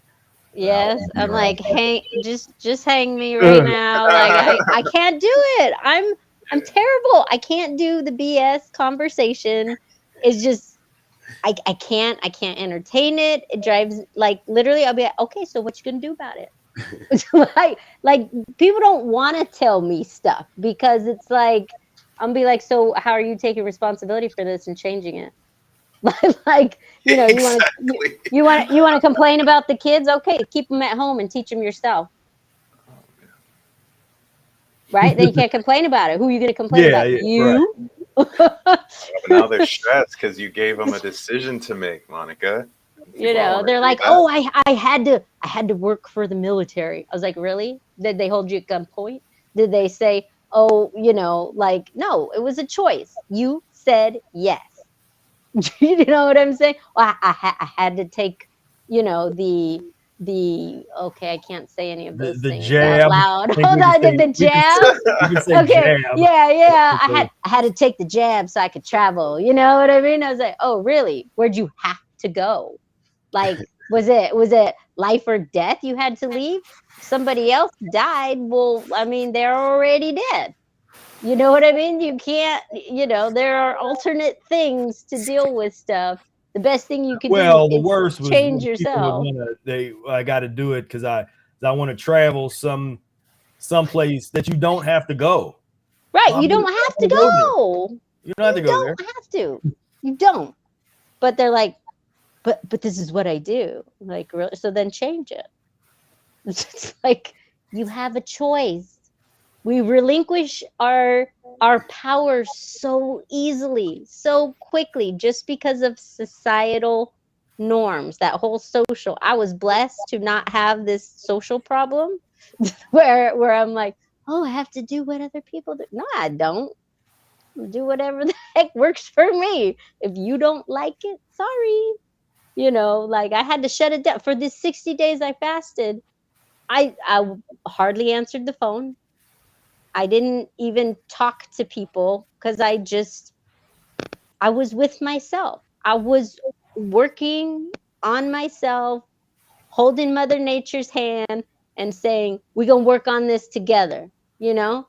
And it's funny you guys mentioned the whole social piece and being around pus and mucus. That was the day that I ate the peas and the carrots. It'll do it to you, man. That's the day. Every time. That's the day. And I was like, hot damn. They just said it. Like, that's why I love talking to you guys, because it's just like you just start, you know, like the things like blow up in your mind and it's like, that was it. You know, I was like, I had to get heavier just to deal with the situation I was in. I'm like, oh my Yeah. gosh. Gotta numb yourself Wow. somehow. It's too much. It drives you crazy. That cashew and raisins thing, he's being serious, y'all. It's You gotta serious. you Yes. gotta do something to deal with the madness. You have to make Yeah. yourself a little crazy. Yeah. And I don't put myself in those situations very often. But it's funny because sometimes you need to, because the other person needs that. You know, maybe they needed to hear something from you, maybe they needed to be around you. And sometimes, you know, that's why we still kind of stick our toe back in a little bit. Maybe it isn't for us, maybe it's for them. You know, either way, we still have to cope with it. Right. Oh man, that's hilarious. Wow, you just like blew my mind right now. That was great. That was You fun. making me grateful for my situation, because man, I've been dealing with people boiling meat. It just, man, it's been a whole crazy thing, but I'm still present for it, still going forward. So it's just, now that I'm getting, I wouldn't say getting used to it. It's still annoying, but it's just it's not something that's gonna, make me go and eat something or do something. It's an irritant, but it don't get me to eat anything. So I feel like going through that, it just really conditioned me. Like, looking at these setbacks is not always like looking at it as, oh, I failed. It's just like, man, you can learn a lot from these setbacks. Like, and that's what I've been learning. I've been learning to slow down. It's just like, and I've been learning a lot of things within slowing down, and how to, okay, let me figure out how long I can tolerate like vegetables and things like that, and what all I can do with these vegetables, and how much, because we all can do the fruit. Everybody can do the fruit and go play out with the fruit, unless, you really got like some type of lean physiology. But a lot of us can tolerate the fruit, but then we have a problem with tolerating the vegetables, or coming off a fast into the vegetable realm. It's just like, okay, how much can I tolerate this? Let me try and deal with this thing. Because if you can do this with no problem, then let's conquer this over here. So when we do deal with that, then it'll be effortless. So that's pretty much where I've been at. And now going through this whole, this mucus phase, is just, I mean, mucus free period.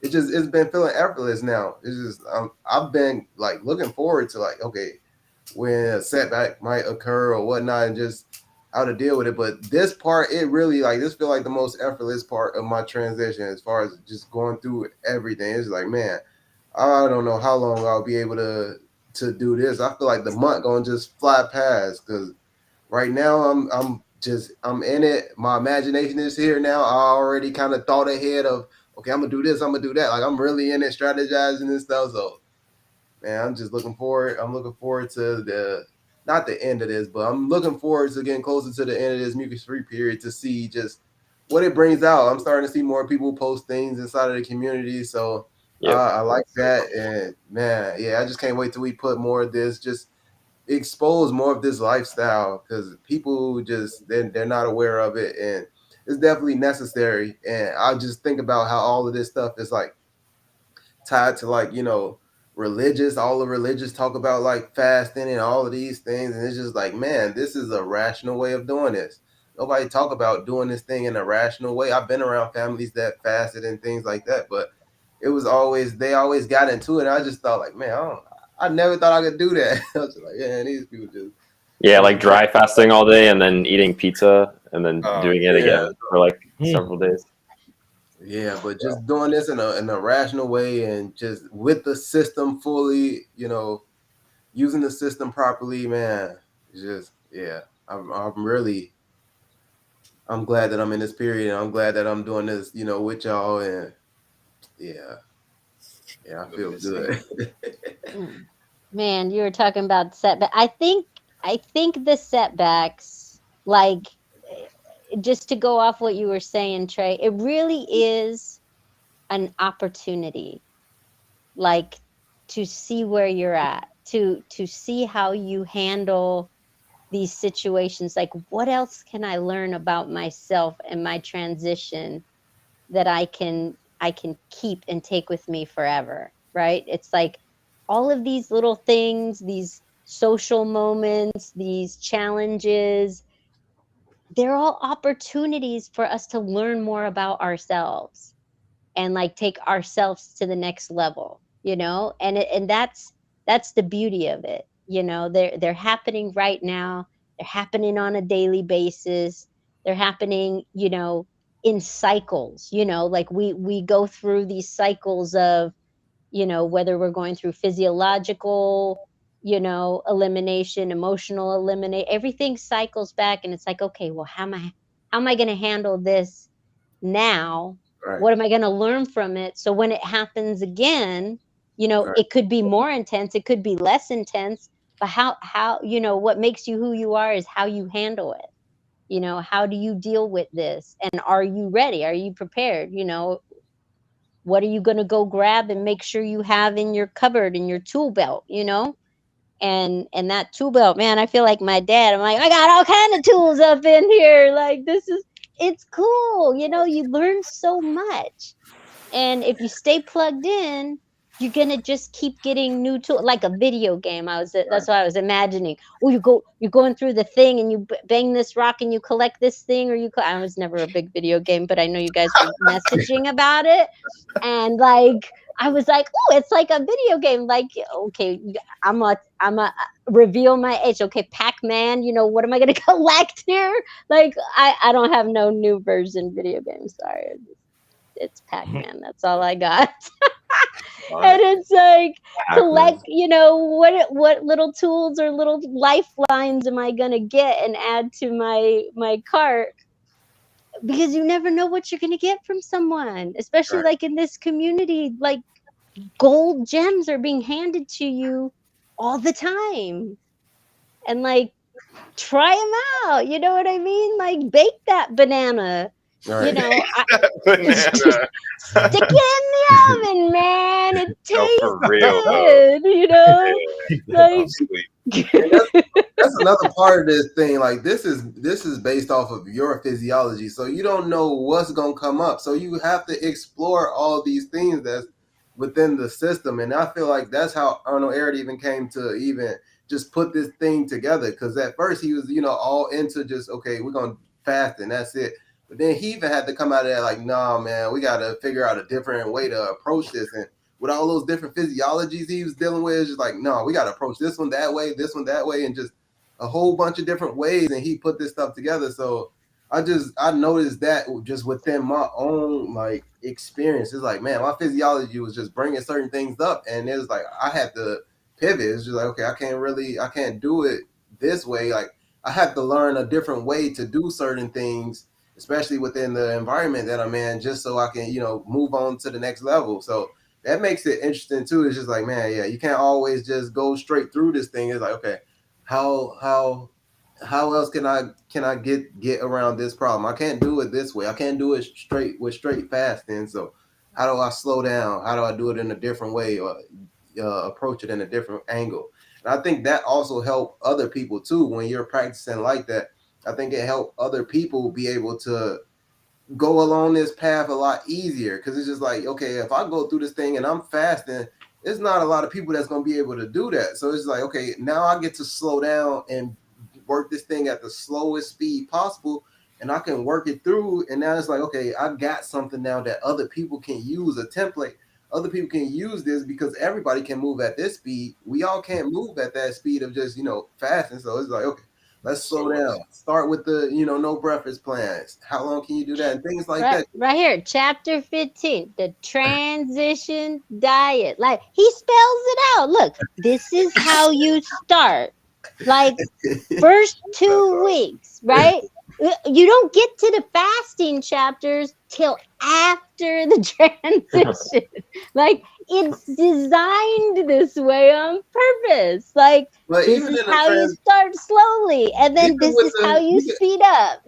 But even with the transition diet, the way that that's laid out, you can go slower than that. And Ehret recommends like, that. you don't have to do it for 2 weeks. Yeah, do it for 2 months, 2 years. And it's within that chapter. He tells you to make a slow change, a slow transition, slowly make these, you know, switching up things. Yeah, pulling that out line pulling gets it. missed sometimes. Yeah, just Oh, right. Yeah, it's Does right it? there in that chapter. But yeah, Yeah, and we but, miss all that. We just go, well, he got like this. chronically It's missed. laid out Yeah. for us. So let's just do Chronically this. And it's missed. just, I did It's that. it's I like did they're that. like, And I oh, thought, it's like we forget, oh, the first 2 weeks, and we automatically jump. Okay, well, what's the destination? Wait, let's yeah. get to the But I last. wasn't even Yeah. No, let's look. I not was skip. going through the transition. I was following the first part, and I didn't know that. I thought that was slow because I did not want to do anything that was like super aggressive at first. I wanted to do a little. I thought that was slow, but that ended up being fast for me. So I ended up Right? Like, I just ended up try having to this pull and back you'll from be that. surprised. You Yeah. will be surprised. Even this can be too fast. And then he says at the beginning of the transition, just make slow, sustainable changes towards a healthier diet. It's just that simple. You don't gotta be fasting right away. Like the whole first year, I was like, I'm gonna get into a fast. I'm gonna get into it. I Yeah, couldn't. me Like too. for the whole year when I was working it harder, and it was like I wanted to, but I couldn't. Like there was no, and then when it was time, it's like, all right, let's do this, But you gotta just keep working. It's gonna happen automatically.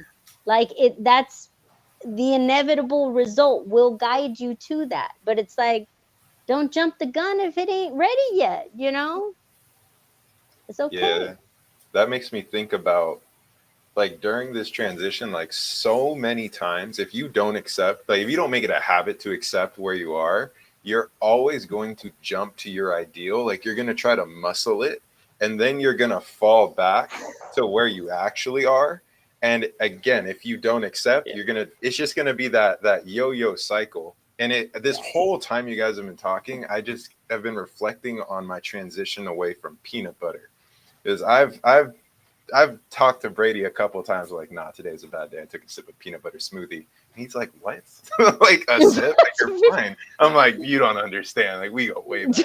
And it was like before I found this, I used to eat a pound jar of peanut butter a day with like 3 apples. A day? When I passed a day. Oh, wow. That's exactly what everyone said. They said, And I get mad. I get row. mad that the kids eat a jar in 3 days. Like, Oh yeah, no, I was an animal. I was and terrible. there's 2 of them, and I was like, "That's too much. What are you doing?" I'm like, and they're being so good. They're eating like tons of celery and green apples with it, and I'm just like, "No, that's too fast. What are you doing?" Yeah, we're gonna have to get John to hook you up with one of those consumable boards. Oh man, you can have fun with that. Oh man, yeah, you guys have been really getting me curious. But I wrote down my transition with peanut butter because I was like, hold up, like let me look at this for a second, and it started to bring up so many things about like what is a setback? Like genuinely, you will feel that you are set back in your practice when you fall to something that is really addictive and makes you feel like garbage super duper fast. When you have something like that puts you in a vicious spiral and you can't get away from it, on top of not accepting where you're actually at, like that is a nightmare. That is a true setback. And it got me thinking about like how can you work your way out of this? And Spira's addiction videos, there's 4 of them. I'm gonna put them in the chat as Brady puts his thing in the comments after this video is done. But if you watch those, that is like an incredible introduction to the psychology of addiction, but in the context of the mucus-free diet. And back then when I was struggling with the peanut butter, that was the first time I heard about like raw veganism and all that stuff. And I remember like, man, thinking I was the stuff because I was not eating anything good. And I was just like, anytime I passed gas, like I could kill someone. It was just horrible.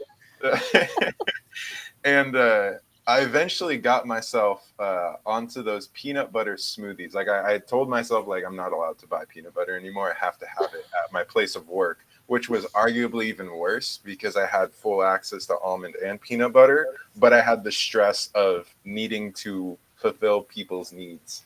And not only that, it actually became a pathway for me to go back to pus, because when we had like the items that had it, it was an option to get a protein powder with it that was either dairy or non-dairy. And my addiction to it was so strong that like I was able to mentally talk myself through, and I would have the whey protein like smoothie sips.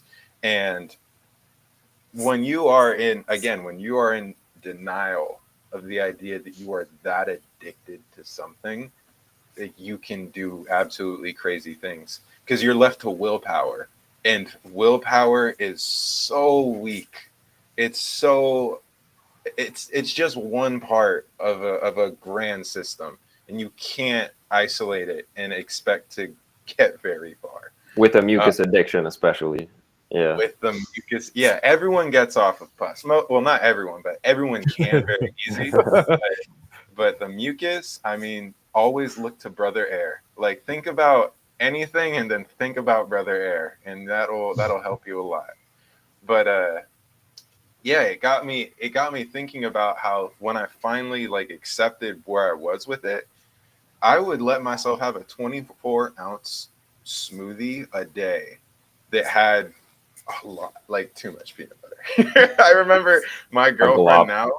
Yeah, it was truly a glob. I remember I gave her a sip of my smoothie, and she was like, "It's like I'm just drinking peanut butter." And I was like, just awesome. Oh, man. just drinking peanut butter. Damn.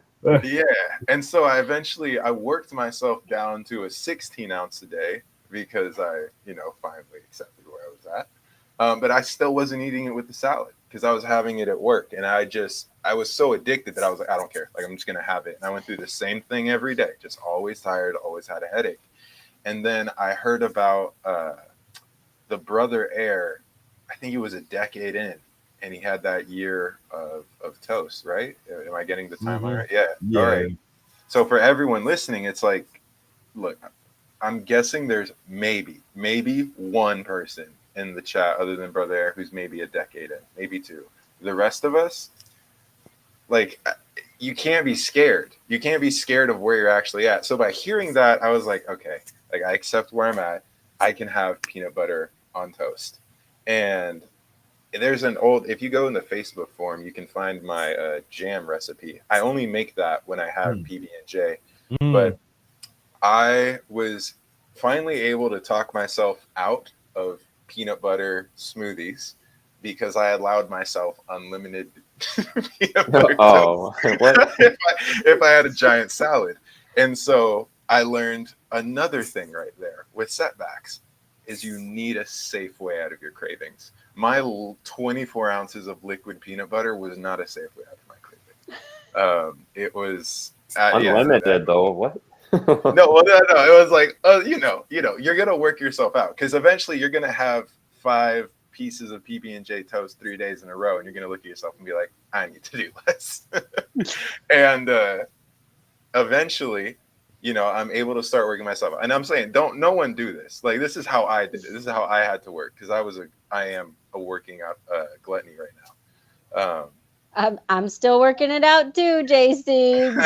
Like, after the fast, I'm like, ooh, I can eat this. I can eat this much. Oh man, I'm like, I need to go for a 5-mile walk. It hurts. Like, like, I still want more. You know what I mean? And it takes time. It takes time. I don't like that feeling, that bottomless pit. But then it's like, that's where I'm at right now. And like, I'm gonna have a rough night, but that's where I'm at right now. And I'm going to do my enemas tomorrow, and that's okay. I'm going to go slower tomorrow. Like, that's okay. Spira has said it, there's just, you're going to have to do work differently. Yeah. You just have to accept that you are not living the life you were living. You are not on the same level of consciousness, on the same level of stimulation of anyone around you. You cannot compare yourself to them. You cannot compare how they handle situations. Not anyone on the internet. Like, you are truly on an island, And that's why it's so important to plug into the community, because that's the only, like, I feel like area that it even is appropriate to, I don't even want to say compare, because that's when you can be detrimental towards yourself, but just like, you know, I guess compare, like just relate what you do towards other people. Relate. Well, that's a good word. Yeah, relate. Right. Yeah. Yeah. Don't Yeah, because judge I'm yourself. relating with you right now on this glutton thing. Like, I get it, man. I get it, and it's like, Yeah. I love to eat, therefore I must love to fast because Yeah. if you know what I mean, like I just have to have a somehow balance this out. And it's like, okay, when I am a glutton, I look at what I'm being gluttonous about, and it's like, man, that's still way better than Yeah. most people I ever know be eating. You know what I'm saying? Like it's, I look at it and I was like, but the behavior is still there and I don't like it. But it's like, okay, I gotta work through it.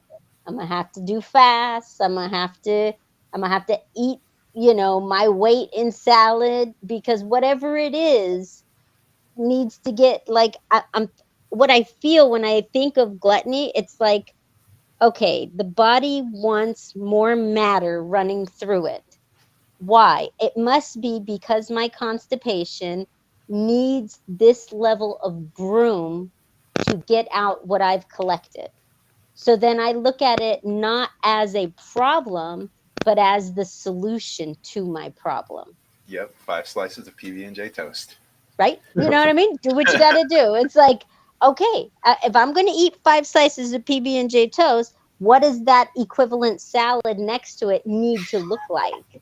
You know Right. what I mean? It's going to Yeah. be massive. And it's like, that's okay. Like, that's what I got to do. You know, for me, it's that bowl of popcorn. It's that, you know, but at least it's, I know what's going in it. I know the ingredients. It's cleaner than, you know, a bag of chips or something with some weird oil in it that's going to make me feel like caca later. You know, like Brought that I up. know what's going in it. So then it's like, all right, we're going to do this. My salad is giant. It's full of cabbage and broom and like all kinds of things to sweep stuff out. And then if I got to eat that because I, you know, I'm going to crave something worse, then do this better, you know? And just keep, that's the system. We just got to work it to whatever our situation is, you know? Yeah. And and I remember Brady saying like he has to force himself to eat enough. You know, he needs to eat enough to broom stuff out, but it takes him forever to do it. Mm. And it's like, you know, I can eat it in 5 minutes. You know? Yeah, those are good. You know, I don't lean. have that kind of problem. Yeah, that's the lean type versus the fat type Right. of I'll be like, type I'll of put thing. that down. Like, what you looking at Yeah. that? Oh man. Why you think I know how to cook? You know what I'm saying? Let them know. But I think that'll be another thing, just like even just the transition away from those type of meals, just like even if we do go through those periods of just gluttony, just eating the right food while you're doing that also just helps you. It helps you, like you're gonna go those emotions and stuff, it's gonna come up. So you don't have to strictly resist it with a fast. Like you can't eat more of, you know, like you said, the cleansing foods, the foods that's coming in and helping eliminate that stuff. Like eat it. That's what it's there for. Like you Yeah, said, but Trey, it's like sometimes you can get, sorry to interrupt you, but sometimes, like to your point there, you can run into like denial even. And I think that's what happened in April is like I'm doing certain things because they worked in the past. It's not necessarily going to work now that I'm cleaner. So I'm using certain things. I'm like, oh yeah, okay. You know what? Like this is working. I just gotta, you know, keep pushing through this. But it's like I'm looking back. It's like I know damn sure like that wasn't working. Like just, you know, it's time to let that go. But when you're in that, yeah, mucus lean, like I don't have clarity, and I'm trying to use things that, you know, aren't necessarily working as well as they should be anymore. So it's like, okay, now hindsight 2020 is like time to eliminate that and find something cleaner. But Well, yeah, I think that just forces you to become more creative from my. I mean, you do go through that period where it's just like, man, I don't know what to, man, you have a hard time selecting something to eat, basically. But I just Yeah, feel like I those remember things. sometimes sitting at a food like I really want to eat it. Like with soy, I can't touch soy. I will be dead to the world if I touch it. Like no, not even a drop of soy lecithin. Like, and I love soy sauce and miso soup and all that horrifying stuff. And oh, that tofu looks so good. I can't touch it. And it's like I just have to. And it's okay sometimes to be like, I'm just gonna sit here and mourn soy right now. Like I'm just gonna cry about it because I'm not gonna torture myself through it. I've done that enough, right? But it's like it's okay that you're sad that you can't have this anymore. Like it's okay to feel sad. That's right. Let's cry about it and find out something else to eat. Together. but like, yeah, it's real because at some point your body's going to completely reject these items, and at that point you can continue to torture yourself for as long as you want, but at some point you're just like, I can't be shut down for 3 days on purpose because I decided to suicidally put soy in my mouth. You know what I mean? Like you just, yeah, you can't. You're like, I got too much ish to do. I got stuff, and it's like you get to a point where it's like, okay, you got to accept it, but it's okay if you want to cry about it. Like, go ahead. Right. Scream, go to the plants outside in the sun and sit there and cry. It's okay. Yeah, I agree with you with that. I feel like that was kind of some of my experience going through the book club, man. All those emotions was just coming up. I was just like, man, I gotta roll with it. Yeah, right. Just keep going. Keep going. That stuff you were bringing up, Monica, that like mourning of a lost mucus item. It's like at first I would be in a state of denial, and then that really opened up the whole piece, which I think is huge for understanding setbacks, is like, what about that item did I love? Was it the creaminess? Was it the crunch? Was it the flavor? And then like that like exploded my culinary tool belt, like what items I have. Like recently, before we got onto the whole mucus-free May thing, I was loving sweet potato. Man, I was punching the air thinking I can't have sweet potato with olive oil. I was like, they can't take it away from me. I refuse. And then I just went back to delicata because I'm a delicata loyalist. I have no experience with like anything else. And I was eating it. I was like, oh my God, this is a mucus-free delicata. It has the same cream. I mean, mucus-free like sweet potato has the same creaminess. It doesn't need the olive oil. I'm gonna have to try that. I have not played. What does it look like? yeah, he's Spirit, like cheating. He's cheating the whole show month. us what With that. Oh man, he's cheating the whole month? I Is got this green cheating? salt. I got delicata. I am not coming off mucus-free for the next year. Either. No, I'm playing. Oh man, I have that on the record. Just kidding. I signed a waiver. Like, brother, I'll see you guys next year. Choose my watermelon for me, please. No, but yeah, that like the toast. When I really wanted to get off the toast because it was hurting. It was like an actual inflammation was occurring. That's when I gave up my ego that I'm not gonna eat nuts. There you go. That's the delicata. Oh man. Oh man. Can we take an intermission real quick? I gotta go to the kitchen. What'd you say? I gotta go to intermission. So how's this different from because I've had this, but to me, a lot of this a lot of these just tasted like acorn squash. Nah, man. Well, okay. Yeah. Okay, so which squash is like the cleanest, other than like summer squash and zucchini? And Well, we're not talking chayote? about like- that. We're talking. Yeah, right. We're talking. It's a different But like, conversation. is acorn squash better than delicata? Like, It depends. It Where is actually this it gray depends. area? What is this? I need clarity in the gray. This isn't gray area. No, this is So no. is It's this just mucus free or mucus lean? I'd say it's mucus free. It doesn't like okay, if you have those other squashes like kabocha and stuff like that, like you can feel how like nasty that can get. Like sometimes I even eat that, I'm almost like choking on it. But this is like That's how I feel with spaghetti. this is like squash. a little bit cleaner than a sweet potato. Little bit cleaner than a sweet potato. Okay.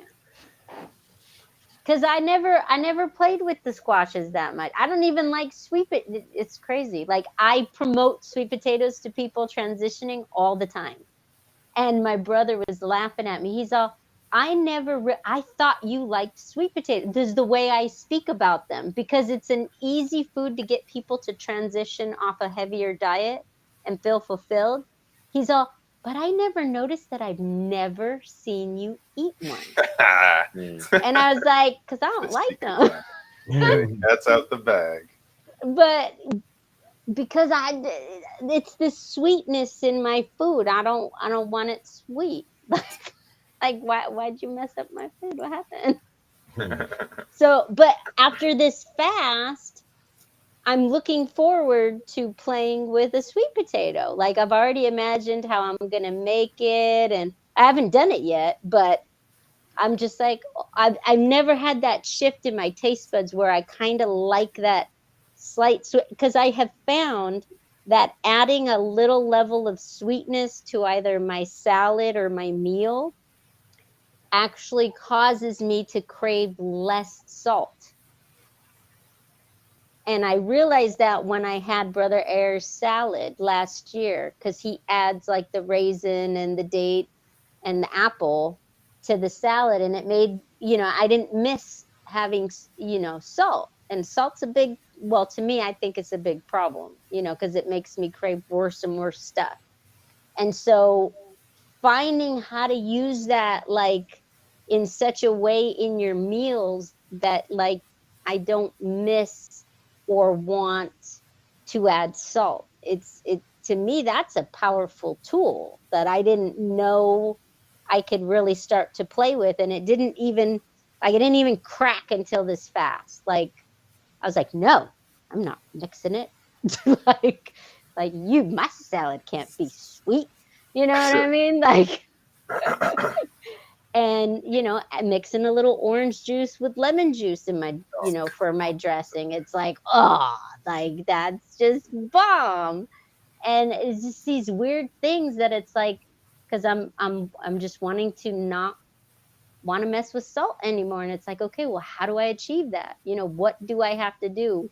What of my own dogma ideas do I need to break in my own head for this to happen? And that's just kind of cool. It's kind of fun. It's playing in all of these fields a little bit differently. It's like, okay, maybe you didn't play in this squash field. Maybe you need to play in this field for a little while. You know what I mean? So I'm excited. This is fun. I've been looking at the sweets in that way too.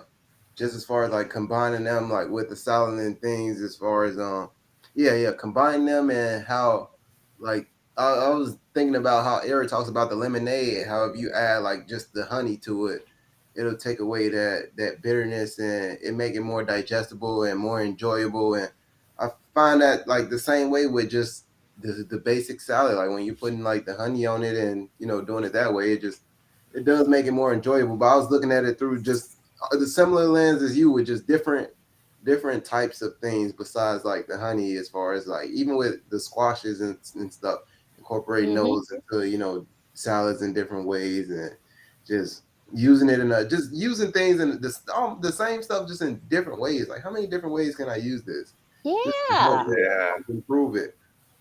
Yeah, I even imagined in my head like how I was going to cook a sweet potato like dessert.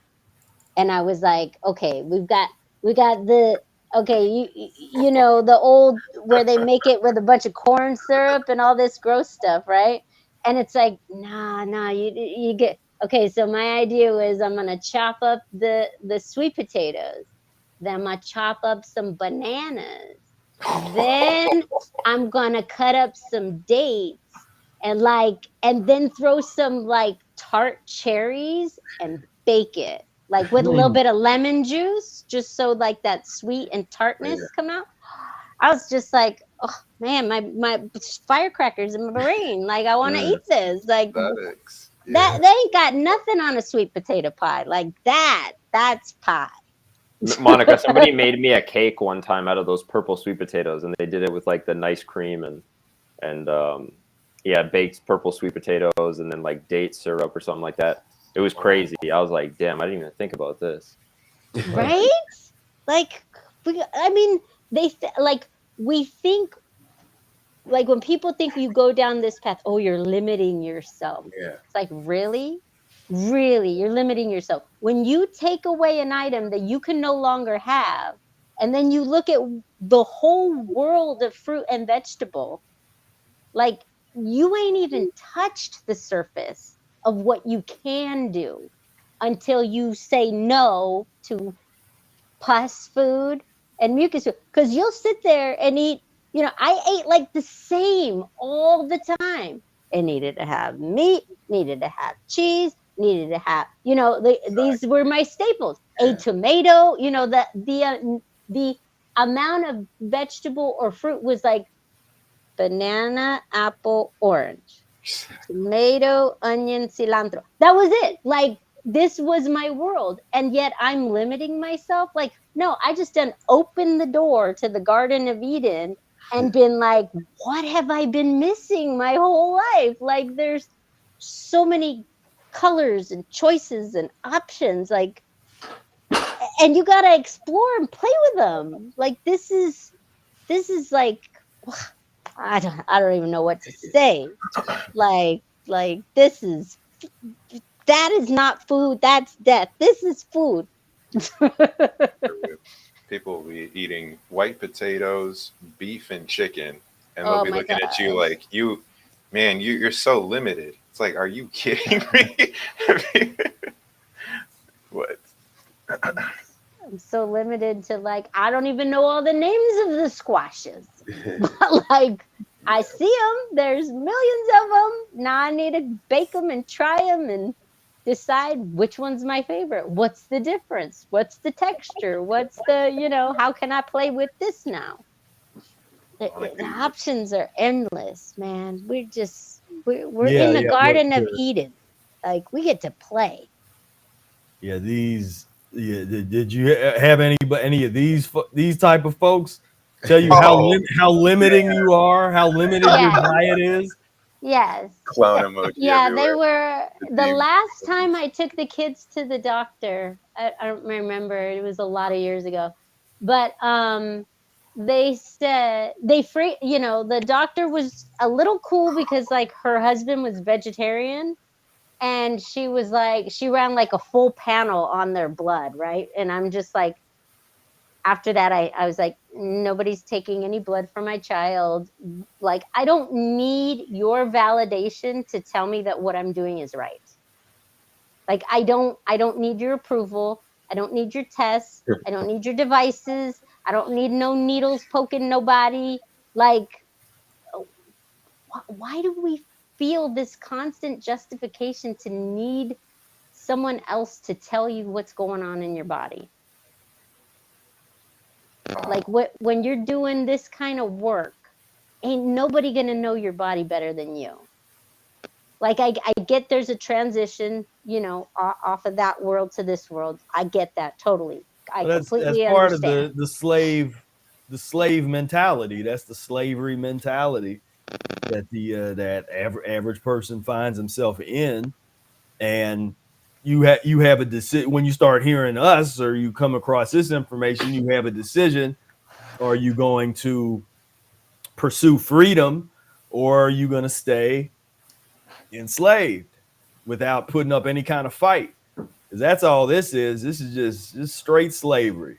It's just mental illness. Trauma. There's like constant trauma. I mean, you're gonna go take your. Okay, I'm gonna get a little graphic here. I'm sorry, ladies and gentlemen, but where in like on the planet Earth, is it okay to take your child to one of these people and have them lay down, take their clothes off, and have someone touch them and check them and say it's okay? Like, didn't you spend your whole life telling this child that like everything about you is sacred and you shouldn't let anybody touch you, or you shouldn't let anybody see you, or this or that, and then you're gonna be the one to go take them to be violated and call it, oh, it's just a checkup, we're just making sure everything's working okay? Since when did it stop working? Like, it's been working for millennia. Like, how old is the human species? You don't even know. You don't even know for sure. You know what I mean? Like, it's been working. What is it that you need? Or on the reverse end, who says I gotta go get my boobs squished? You know what I mean? Because you're a certain age. We gotta make sure. Make sure what? Like, I don't get it. I can't. It's all so I'm gonna go stick it in a machine. Yeah, just like the cows that they're milking, squishing them to death and squeezing everything out of it, and then we do it to ourselves. Like, and then we say, because the insurance says it's time. No, so they can get paid. You sending them to Hawaii? I ain't even going to Hawaii. Hell no, you ain't going. Monica, I ain't you're gonna awesome. support you getting there. Like, Oh, man. you don't deserve it. That was so I beautiful. get so mad. I get so fired up. Because once you can see the light, like, none of this makes sense. Like, I get that it's scary to take responsibility of your physiology. I get that this is a simple solution, but it's not easy. Fruits and green leafy plants. It's not that hard. It's not that hard, people. But I ain't gonna say it's easy. I ain't gonna lie to you. I'm gonna tell you it's gonna test every ounce of your being. But what other journey is there? I love that. I knew that was coming. I was in compliance. You were in compliance. Right before I literally ripped those off my face and burned them in front of a crowd of people. You had like at least like 15 of those masks on. I was shocked when you actually took it out. I was like, damn, how did this guy get that many on his head? Well, I was wanted to be safe. Trust the science. The science of slavery. Dang, I could have used that back then. The science of slavery. Man, you gotta that. I still gotta use. We're gonna use that. That's good right there. That's true. I mean, from birth, they're programming you to give up your power.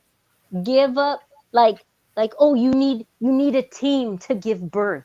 No, you don't. Like, we saved your life. This is all getting you programmed to dumb you down. I don't know. I'm probably crossing lines here. I probably should stop talking. No, you good. Yeah. I'm gonna get a shutdown in a minute if I keep going. No, you hitting the points though, Monica, because I think that's why this work is important, because it all brings you back to realizing you and your body. We all have this, the only thing that we have that's gonna last here, like our bodies, and people don't understand that. So this type of work, it brings you to understand your physiology, just the whole body and how it works. So if you're not focusing on that and you're focused on how everything else works, but you don't know how you work or the vehicle that you're in work, then make it make sense. That's all that you basically said. So yeah, I think you said the right thing. It's like a car. Okay, you get a car and it's like, okay, it needs oil changes. It comes with a manual. Okay, same thing. Human being. Here's the manual. Use it. It's just like, this is it. This is how you work this. It's not people. because I get so excited about the book, and then I get so excited and make people not even want to read it sometimes as I get too excited. But anyway, but it's like the reason why I never put it down is because this is like, it's a resource. Like you, I don't know. Like you just every tool you need. It's like having like the mechanic in your pocket. like the do it yourself guide to your own vehicle. And why wouldn't you want to have that? Why wouldn't you want to read it? Why wouldn't you want to test it? Do all the science projects on yourself and see, well, is it true? Does it really work? Like, I wouldn't be so daggone excited about it. You know, like, because I don't promote nothing. Like, nothing. I'm not even that social. I don't try to be, but I'm trying to be. But this is there's nothing. If you don't like reading, there's an audio book. like try it another way, you know, but like there's no reason you should miss out. Like I just wish everyone would just give it a chance. I think you almost have to have both versions, though, like going down this, because sometimes when you lay it out, you could just, you know, just play the audio version. Yeah, I like both. I like both because, you know, my poor book's all raggedy, but it's all right. It's been loved. Yeah, my book the same way. I showed Spira the first time and he signed it. He went all crazy. It was like, man, what did you do to this book? There's probably enema squirt on here somewhere. No, just kidding. Like, Like, been in the war zone. This has been in the war zone. Don't, you know, this is my baby. My books are always pristine because I give them away and then I'm like, damn it, like I gotta get another one, and then like a couple days will go by and then I give it away again and I'm like, oh come on. So yeah, I have to start carrying 2 of them or something. Yeah, I carry a box with me, Brady. You got to upgrade to a spare box of rational fasting and mucusless diet, and I always got one ready. Like, you ain't taking mine. This is my precious.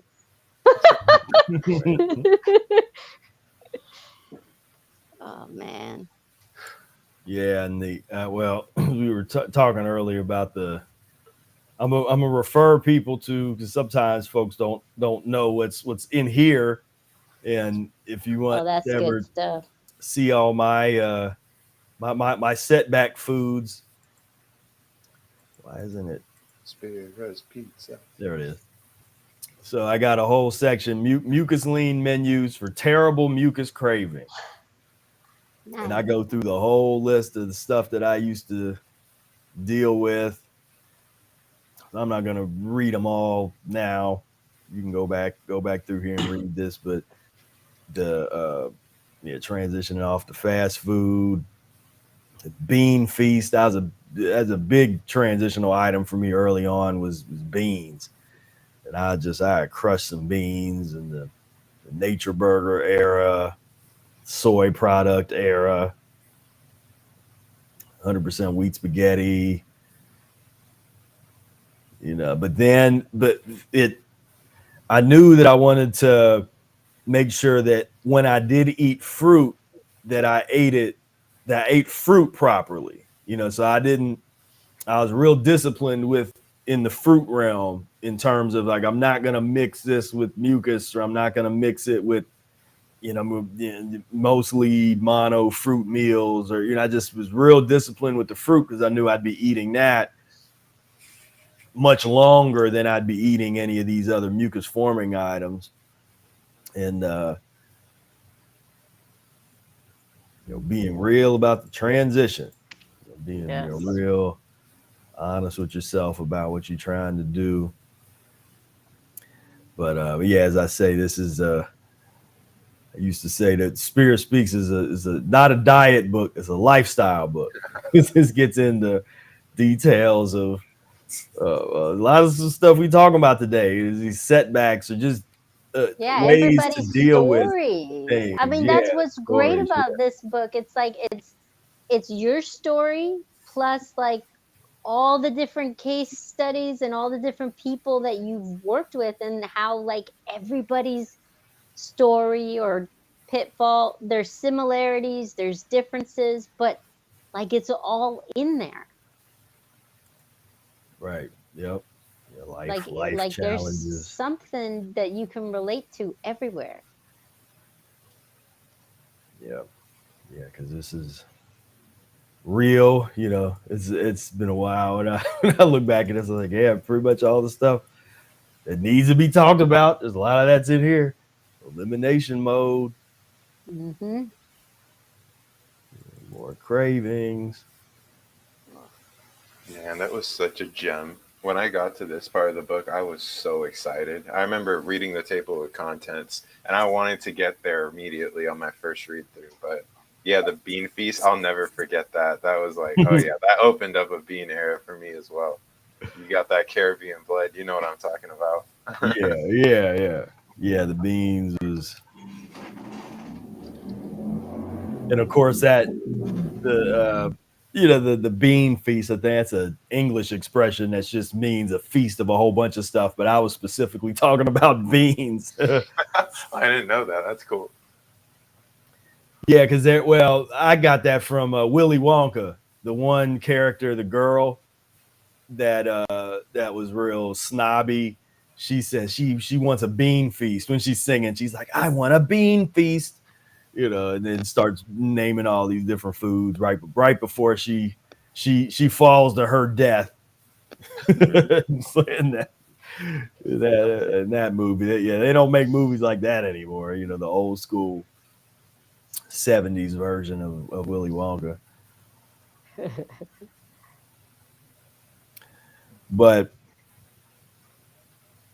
yeah, setbacks. I mean, I could talk all day about mine, but like I said, for me, that what I'm trying to share is really the mentality of the mindset, just no compromise. Just no compromise. Like, I'm doing what I'm doing and letting my physiology lead the way. So if I have a craving, I'm not going to feel guilty about it or beat myself up about it. I want to look deeper at the methodology. How can I deal with a craving not head on, but what can I do over here that might make the craving drift away or disappear on its own, as opposed to trying to go straight at it.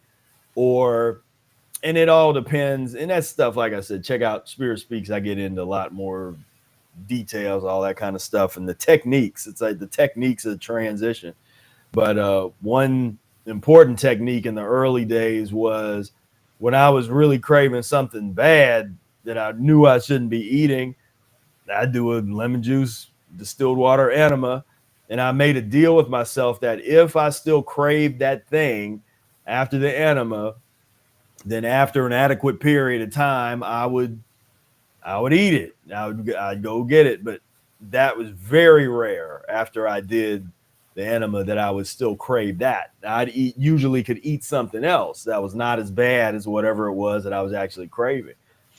And the enemas are key to really giving you an edge and transforming your physiology to where you cannot tolerate those foods anymore. You just can't do it.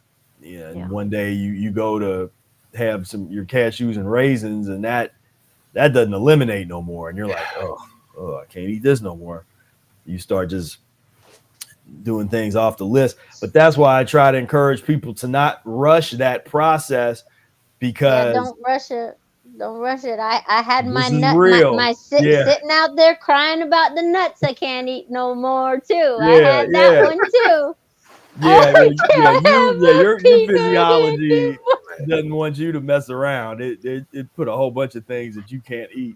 Oh man, I just had to sit and cry about it. That's all right. I'm like, okay. So those words are golden. Enjoy your transition.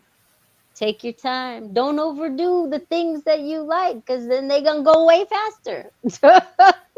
Like, I Yeah. mean, from my personal experience, maybe it doesn't work the same for everyone, but when I overdo an item, I'll wear it out, and then it's worn out. That's it. Now Yeah. I'm gonna have to cry about it. It's okay. Wear it out and cry. It's the system. Well, what ends up happening is when people, they get really into just trying to go so fast or get, just skip over transition, and they think that's what they want, but then once they get there and they realize, like, oh, my body, like, I'm intolerant to what, there's no place for me to step back to. I'm intolerant to food, period. And then, you got a problem because you didn't use food to get off of food. Yeah. You thought you could just get off with your whatever, your mind or your will or whatever. And that's not recommended. That's not how this works. And but it's setback. I guess so. My biggest, the biggest one, which I talk about, the Spirit Speaks, would be we talk about the dreaded fall. And so my teachings and things that I recommend, another reason I recommend the nice gradual slow transition and I think that you can really mitigate the effects of the fall. You can push the fall further down the road to when you're really ready for it with mentally, you've been on this path long enough. Then something like the fall, which, to define it where people don't know what we're talking about, is basically just a really, really significant healing crisis. But we're talking about a rebirth level healing crisis where you going through something that's really significant. I feel like the more gradual you can transition, you're going to push that off, and when you have to go through something that's more intense, you'll be ready for it. Some folk, because it's in a fall is not just a regular old healing crisis, or there's a lot of people be like, man, I think I'm going through a fall. And I'm like, you're talking to me. You're not going through a fall. It's like you're out of bed. You're not going through a fall. You might be going through an elimination. That's not a fall. Fall is like, is a whole different level. And that was and it's a tender kind of topic. It's one that's important to talk about, to understand. But I know some people got really scared, and then you can't do that. You can't be scared on this path like that. This is as Brother Eric said, sometimes the fearlessness. There's a certain kind of fearlessness, or or faith, or I don't know what what kind of axiom you use for that, but just going down this path, you can't, because you can't heal when you're in fear. You can't heal just in general, just general principles of healing. You can't heal when if you're scared, your anxiety, you got stress, like all of that. Healing forces you to put yourself in a situation where you remove those things from your reality, or you're not going to heal. It's not, but people don't, a lot of people don't talk about that you got to be in a state or an environment or a situation that's relatively stress-free, and that kind of, and to create your environment like that, so that you've created a healing environment for yourself.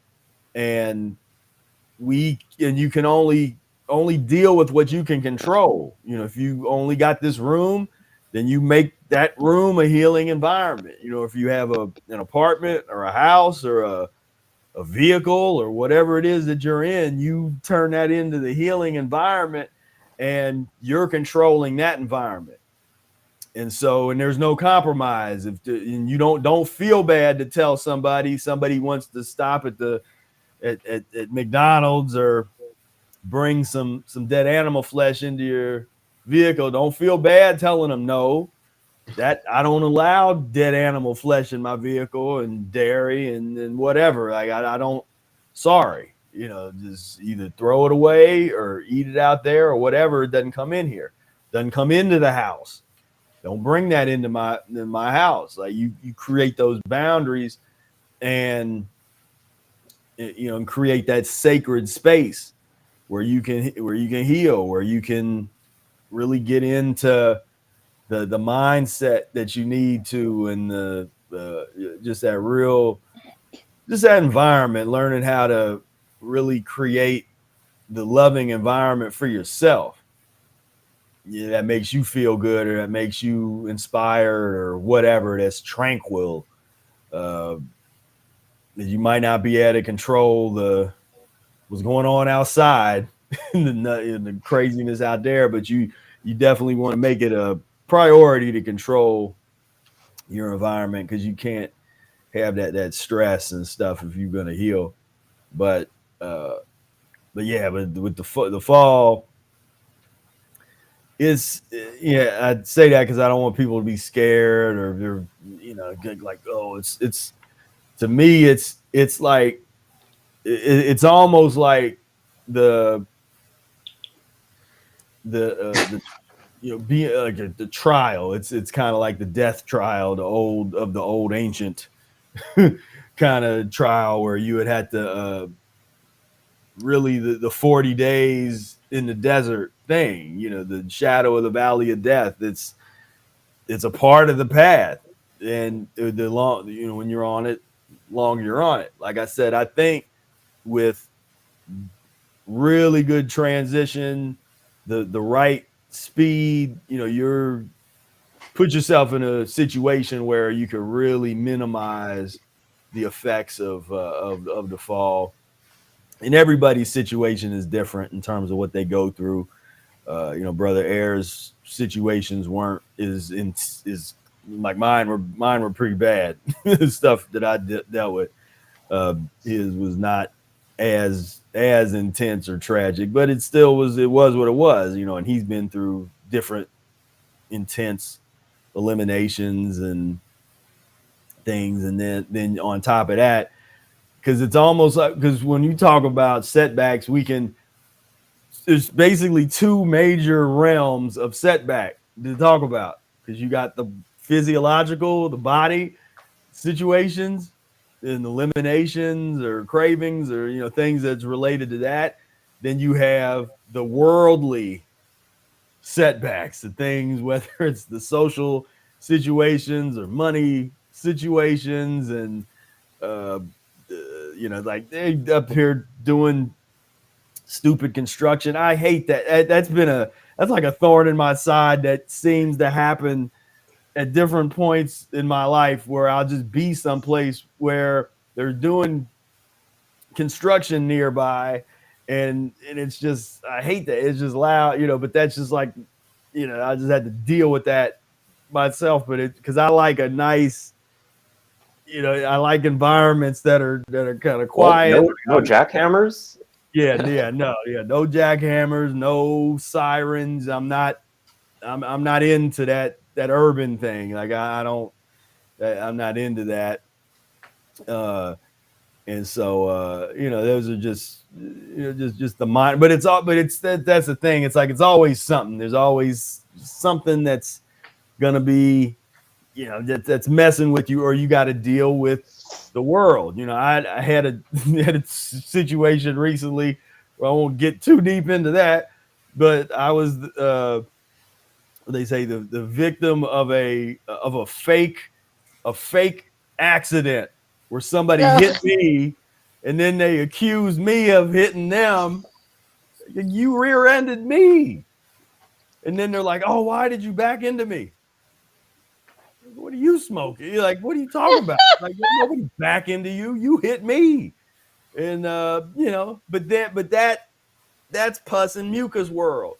And as long as we're here, there's like, I don't care how spiritually advanced you think you are and all clean. It's like, one thing, ain't nobody ain't nobody above Jerry Springer episode. Now he's dead now. So I guess I have to say Maury. Ain't nobody. I don't care who you think you are, and you some spiritual guru somewhere. You could end up on Maury. Talking about, like you are the father type of thing. Like that is what it is, and just and that's part of being out here dealing with the nut bags and the idiots in plus world. But it is what it is. So we gotta be ready for that. We can't. When stuff like that comes up, we can't be scared or get all bent out of shape or have it cause us to get stressed out and eat. Because that one thing that didn't happen, that might have happened 15 or 20 years ago when I started or going through something like that, that might have stressed me out. And then I'd go eat, want to go eat some mucus or something because of some kind of situation like that where that's not in there no more. That's like, if anything, it causes me to fast. I ended up fasting a couple days around that period just because I was, it was stressful because the way that thing works, just to help somebody out. Basically what happened, I got at a traffic light. And they came up with it, and they just they hit the back of my car, but I could tell that it really didn't do any damage. My car was like my van. So they hit, and then I was just like, all right, I ain't even gonna deal with this. I just drove off like it's their lucky day. I don't want to stop and call the cops and go through all this mess. But what happened, I got to the next light, and I look in my mirror, and this guy gets out, and it looks like he's got something in his hand, and he starts walking up to the van, and I'm thinking he's gonna apologize to me, like, oh man, I'm sorry about hitting the back of your van. And then I was just gonna be like, oh man, it's all right. I could tell that you really didn't hit me that hard, so we're good. Like, we don't need to deal with any of that mess. And this dude came up to the window talking about, dude, you backed into me. Why'd you back into me? Who's gonna believe that? Like, nut bag, no raisins. No point.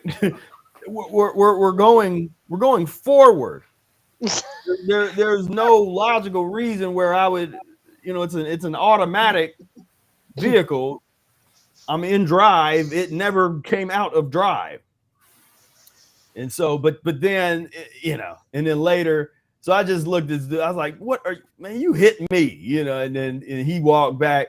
And so I was just like, all right. So I drove, there was a police substation that was nearby. So I just drove to get in the parking lot.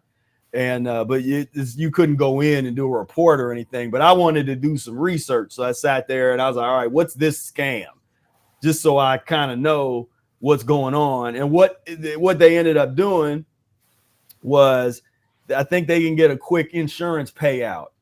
So they had taken down my license plate and submitted that to their State Farm insurance. Then, a week later, I get a call from my insurance saying that there was a claim, so then now I got to go down and deal with the, you give a police report, and I'm hoping that there's no laws that I don't know about, that because they say you're supposed to report accident in 5 days, all this, it ends up being pus-based mess.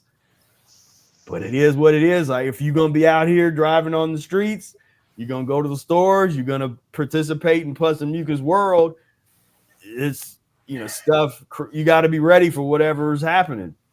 Innocent people go to jail every day. And there's plenty of horror stories of just whatever. And so you got to be able to exist in this world as it is, and rise above it as much as you can, physiologically as how you do that. But but you can't be thrown for a loop. And when some kind of tragedy happens, then that causes you to go get off the path physiologically, where you go and just eat crazy or, whatever, whether you lose a loved one, what it was, because then that can cause a lot of people that can mess up their physiological pursuits. There's any number of things or tragedies or things that happen in life that's real. That's just real things that happen. My thing is to think through some of those scenarios, but not be scared of them. And I know that's hard for some people, because some people it's hard for them to think about some of these scenarios, and some people will believe if you're thinking through them, then it's like you're attracting them, and it's like, no, that's not. I don't believe that. That's not that. You only attract it if you're scared of it. Like if you're thinking through it, but there's this fear that's there, then it's something about that kind of energy. You're drawing it to you. But if you're planning, you're just thinking through. So I mean, I used to do planning of, okay, where's if there's if a nuclear war starts, what's the best location that I can get to the quickest? And if as long just that I literally put like all the back roads. I ain't gonna take the main highways. I plan all that out, and where I would go, how to grab a family member or whatever. It's like I hope there's not a nuclear war, and I'm not saying that my plan would ensure survival, but it's better than sitting within the blast radius of some of these bombs that got these like 30-mile blast radius where it's all gone. It's like, no, I'm gonna, at least got a plan. At least I got something that's happening. That we get the siren goes off, or we get the thing like, oh, and it's targeting here. And you look at like with the big cities, and you can kind of, there's stuff you can do to analyze these things and just put together a plan that puts you in the best situation for survival, to go wherever. And there's always going to be limitations in terms of, because you think about if the grid totally goes down, and there's what you're going to do when there's no electric and no gas. Gas goes away. It's like, what you going to do? You got a plan.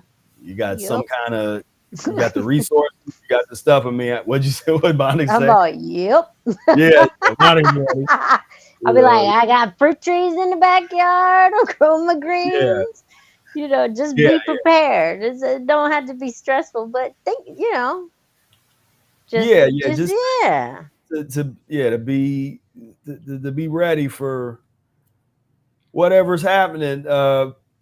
We talked about the jab earlier. I mean, I saw that stuff coming, and we literally had a meeting where I was breaking this stuff down of what I saw, the forced. I mean, people was just, they really were trying to get on me like, oh, Spira, you just being conspiracy theory. They're not going to force us to take a jab. They're not going to, that's not going to happen. I'm like, okay. All right. And then it happened. Then it's like literally, like you can look at the document that we created at the town hall meeting, and you can just go through that, and it's like all of this happened. And we had called it months before it popped off. And because I was considering going back to college again. And then after the whole COVID thing, and they're like, oh, you got to get a shot. Oh, hell no. Right. Nah, it's not that serious. Right. Like, you can get online degrees now. You really want to do stuff, there's options. But it was crazy how they really were like, you want to work at this place, you want to go to this kind of school, you want to participate in it. All of this was required. It's like, oh, hell no. And then in some places to even just go into a establishment, you had to have a passport to get in. Oh, that- and then even family members would be like, "Oh, you gonna visit your grandchild? You better show me your paperwork." Hmm. Like, I don't need to see your grandbaby. yeah, right. No, thank you. Just kidding. But Yeah, that's well, real. Mm-hmm. yeah. You pulling up the Yeah. meeting? What's that? You're pulling up the town hall meeting or something? No, I was trying to find the I don't know what to put it in, but the there was this thing where it had where a family that was going to meet like some elder, like the grandparents, and they had this big plastic film. Oh my And God. so they literally were wrapped. They had this big wall of like, it looked like just like plastic wrap. And then they were kind of hugging through this plastic wrap. And I was Just ridiculous. That's not that over here in the middle at the no. this kind of stuff. Yeah. That's Like so, you that's as I so when I say it, dumb. you think I make it sounds like I should be making that up. But it happened. Like, But it this was happened. real. Oh, Like, wow. It's a little goofy. You know, I mean, it's just like just recently taking my mom to the hospital. They put her in a quarantine room, and they were all wearing like full gear to go in the room with her. Like I'm just like, y'all ridiculous. They didn't force us to do it, but they I'm just like, so we gonna that's a very safe kiss right there. Face mask, we got the plastic wrap. Now I could see doing that if they eat pus and mucus. Right. Now Like, this all right, is you want- my you- reality. Now let me take you into my reality. Now this makes sense in that kind of situation. Oh man, this is. But the sad thing is, it's really happened. This is truth. This isn't fiction anymore. Right. Like, this is what it's come to. Oh, let's touch between the plastic saran wrap. I mean, this was just such as I was just so mad at this whole period and disappointed in humanity. Well, because they there just was sat so many down people- and let it happen. Like, They let it happen. They sat through it and didn't even.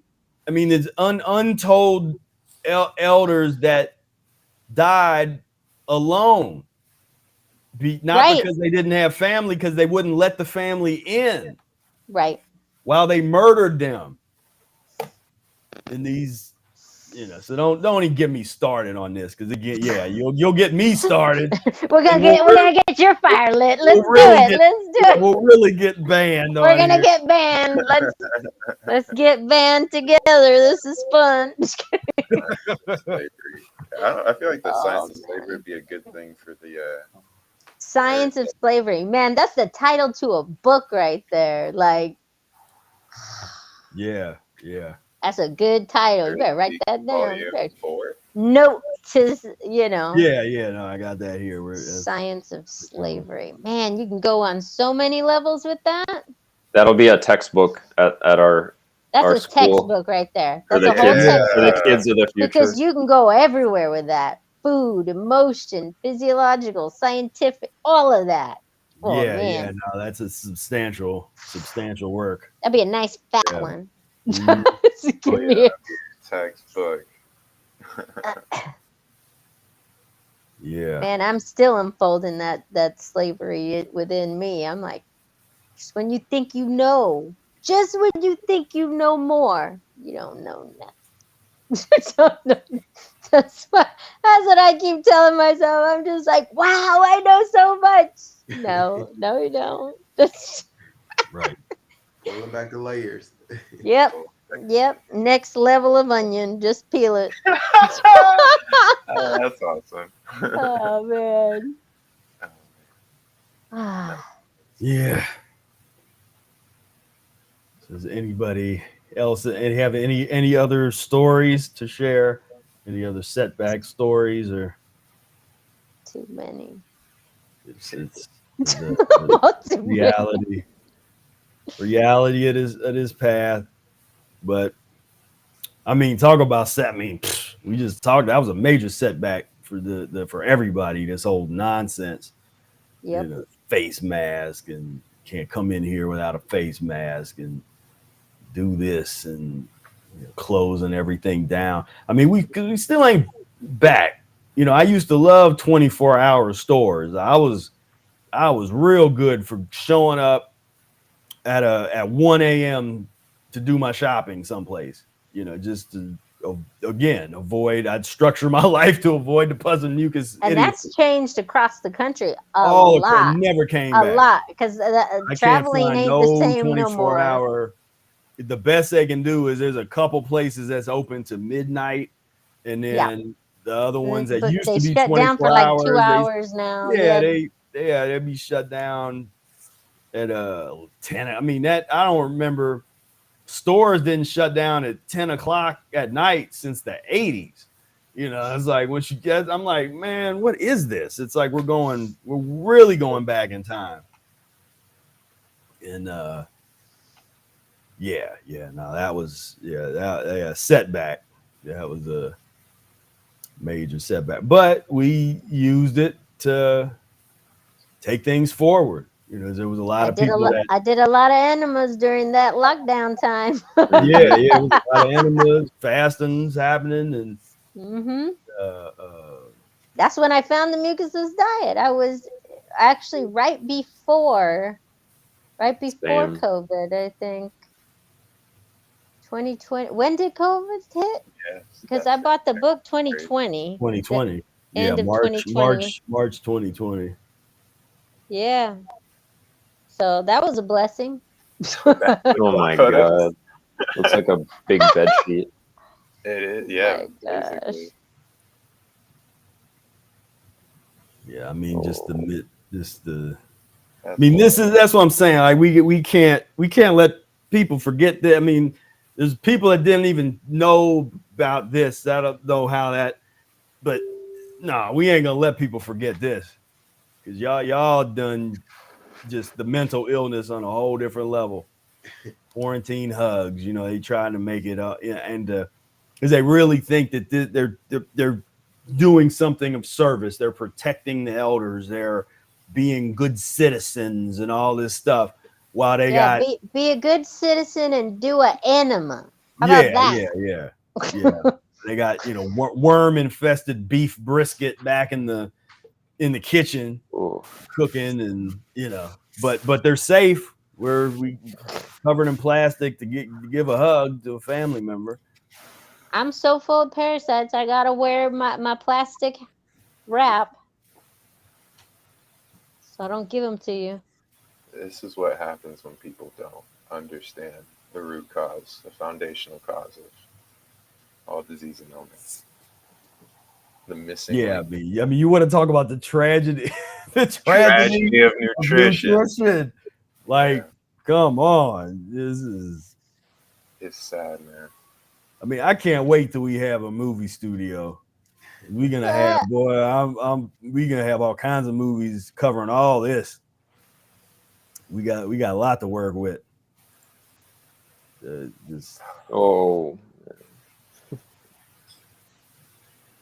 Yeah, because that's the thing, that's the part of that brings out that artist part of me of wanting to show people this reality and this perspective, because I know so few know it. So few really see the world through our lens, and I think it's something that they should. They should at least have to get a glimpse of what this looks like to us. This is like you said, the science of slavery. They done mastered it. So yeah, again, boy, it's easy to get me all riled up with that. You know, there's a reason why 50 videos were taken down from my channel. Let's make it 51. You know, it's like, you know, they do not like us talking that level of freedom. When it starts getting into that, it's like, oh no, it's all right. You can talk about the parasites and the worms and the slime and stuff, but no, you start talking about that. That's not allowed.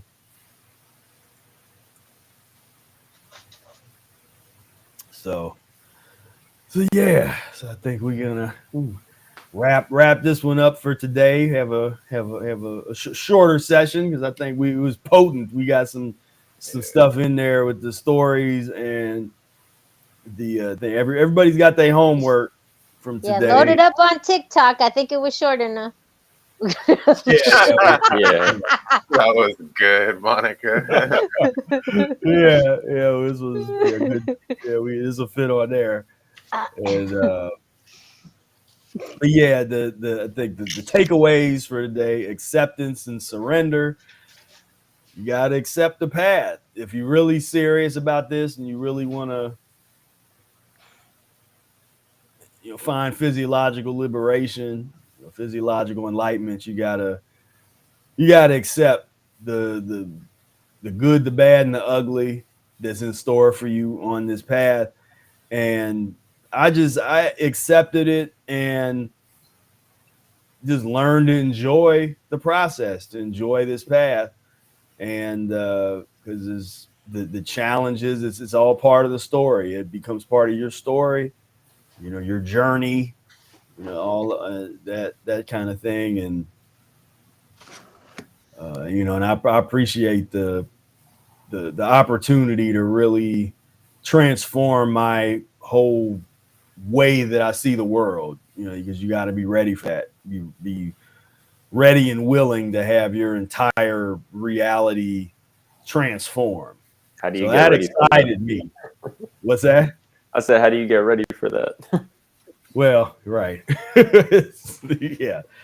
You start with an enema. You start with an enema. Start with an enema. One.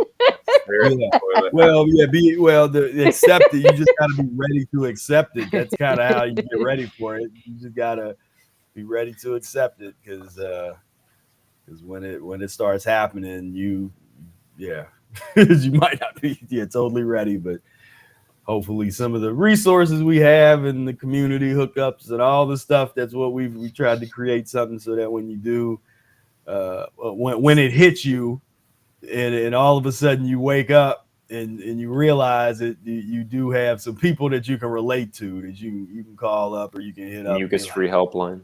Yeah, the Mucus-free helpline, exactly. And so that's what we're over here creating. Yeah, when you think the world's going upside down, just find a little attitude, and it'll all be all right. Like I everything has changed, but like there's so much to be grateful for. Like even just being here with you guys, like this is so fulfilling. This is such a blessing to be able to have these kind of conversations. I never imagined that I could have this. I want it like more physical. I get to have it once a year, and that is epic. But like, working on it. I'm learning to appreciate even even if it's at this level, though, I need to be grateful for it, because one step at a time. It's a transition. It's not gonna happen overnight. Just like with us all coming together. Hey, we could do it once a year, and that'll grow too. But be grateful just for where we're at too. Mm-hmm. Because that's a part of this transition. And yeah, I'm real grateful to be here with you guys, and I really appreciate what everybody's doing. Ditto.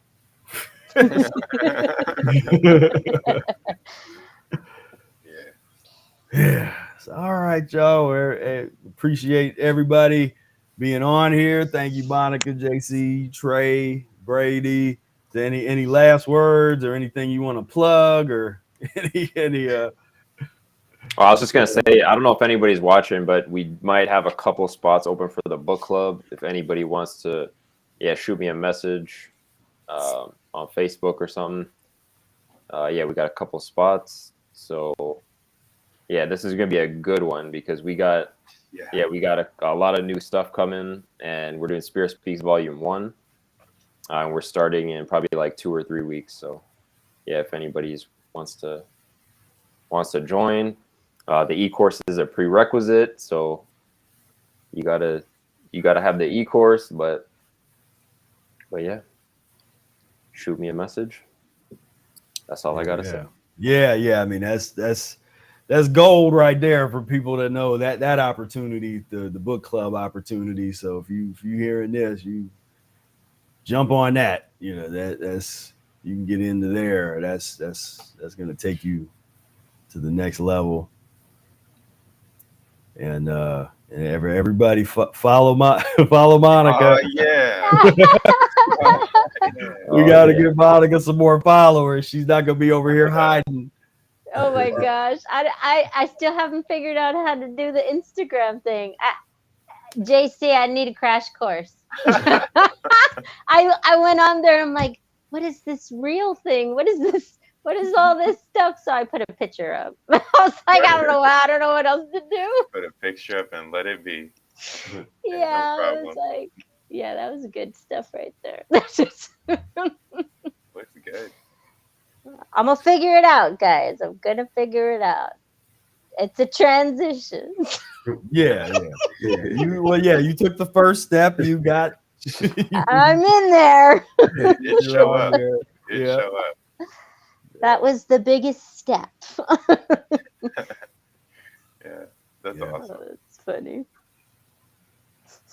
All right, everybody. Well, thank everybody for tuning in. And again, go down below, hit the like button and the subscribe if you're not subscribed, the notification button. So when we go live, if you don't know we're going live, you will get a notice. And if you want to check out my free training before I take that down, go click that link for that. And just do this work. Be courageous, man. It takes courage to walk this path. It is what it is. It takes courage. It takes fortitude, persistence, patience, all of the above. And that's why I say that this path, it just following that will help to transform you into a better person. Period. It's going to forces you to deal with things that you otherwise wouldn't have dealt with on other paths. And so I encourage everybody to check it out. If you haven't read the Mucusless Diet Healing System book yet, do that. Get the book. Links for that are all down below. But this is, I definitely, and I give my appreciation to everybody here on the panel, everybody in the research and development team, everybody that was on the book club, everybody on Mucus-free social, because this is the embryo stage. It's like we're on to something. This thing is about to blow up, and the folks that know, they know. It's one of those things. This is one of those things that once it happens, and people will be like, oh, like that. Oh, that was, of course, that's what was gonna happen. It's like, man, no, this is happening now, and it's the transition into that. And so I appreciate everybody that's on board, that's helping make it happen. And most definitely. So all right, everybody. It was a great episode. And thank you all.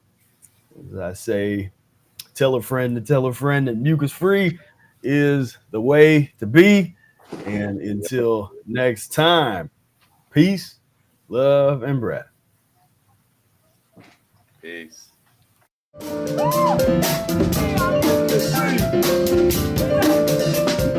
We are mucus-free. We are mucus-free. We are mucus-free. We are mucus-free. We are mucus-free. We are mucus-free. We are mucus-free. We are mucus-free.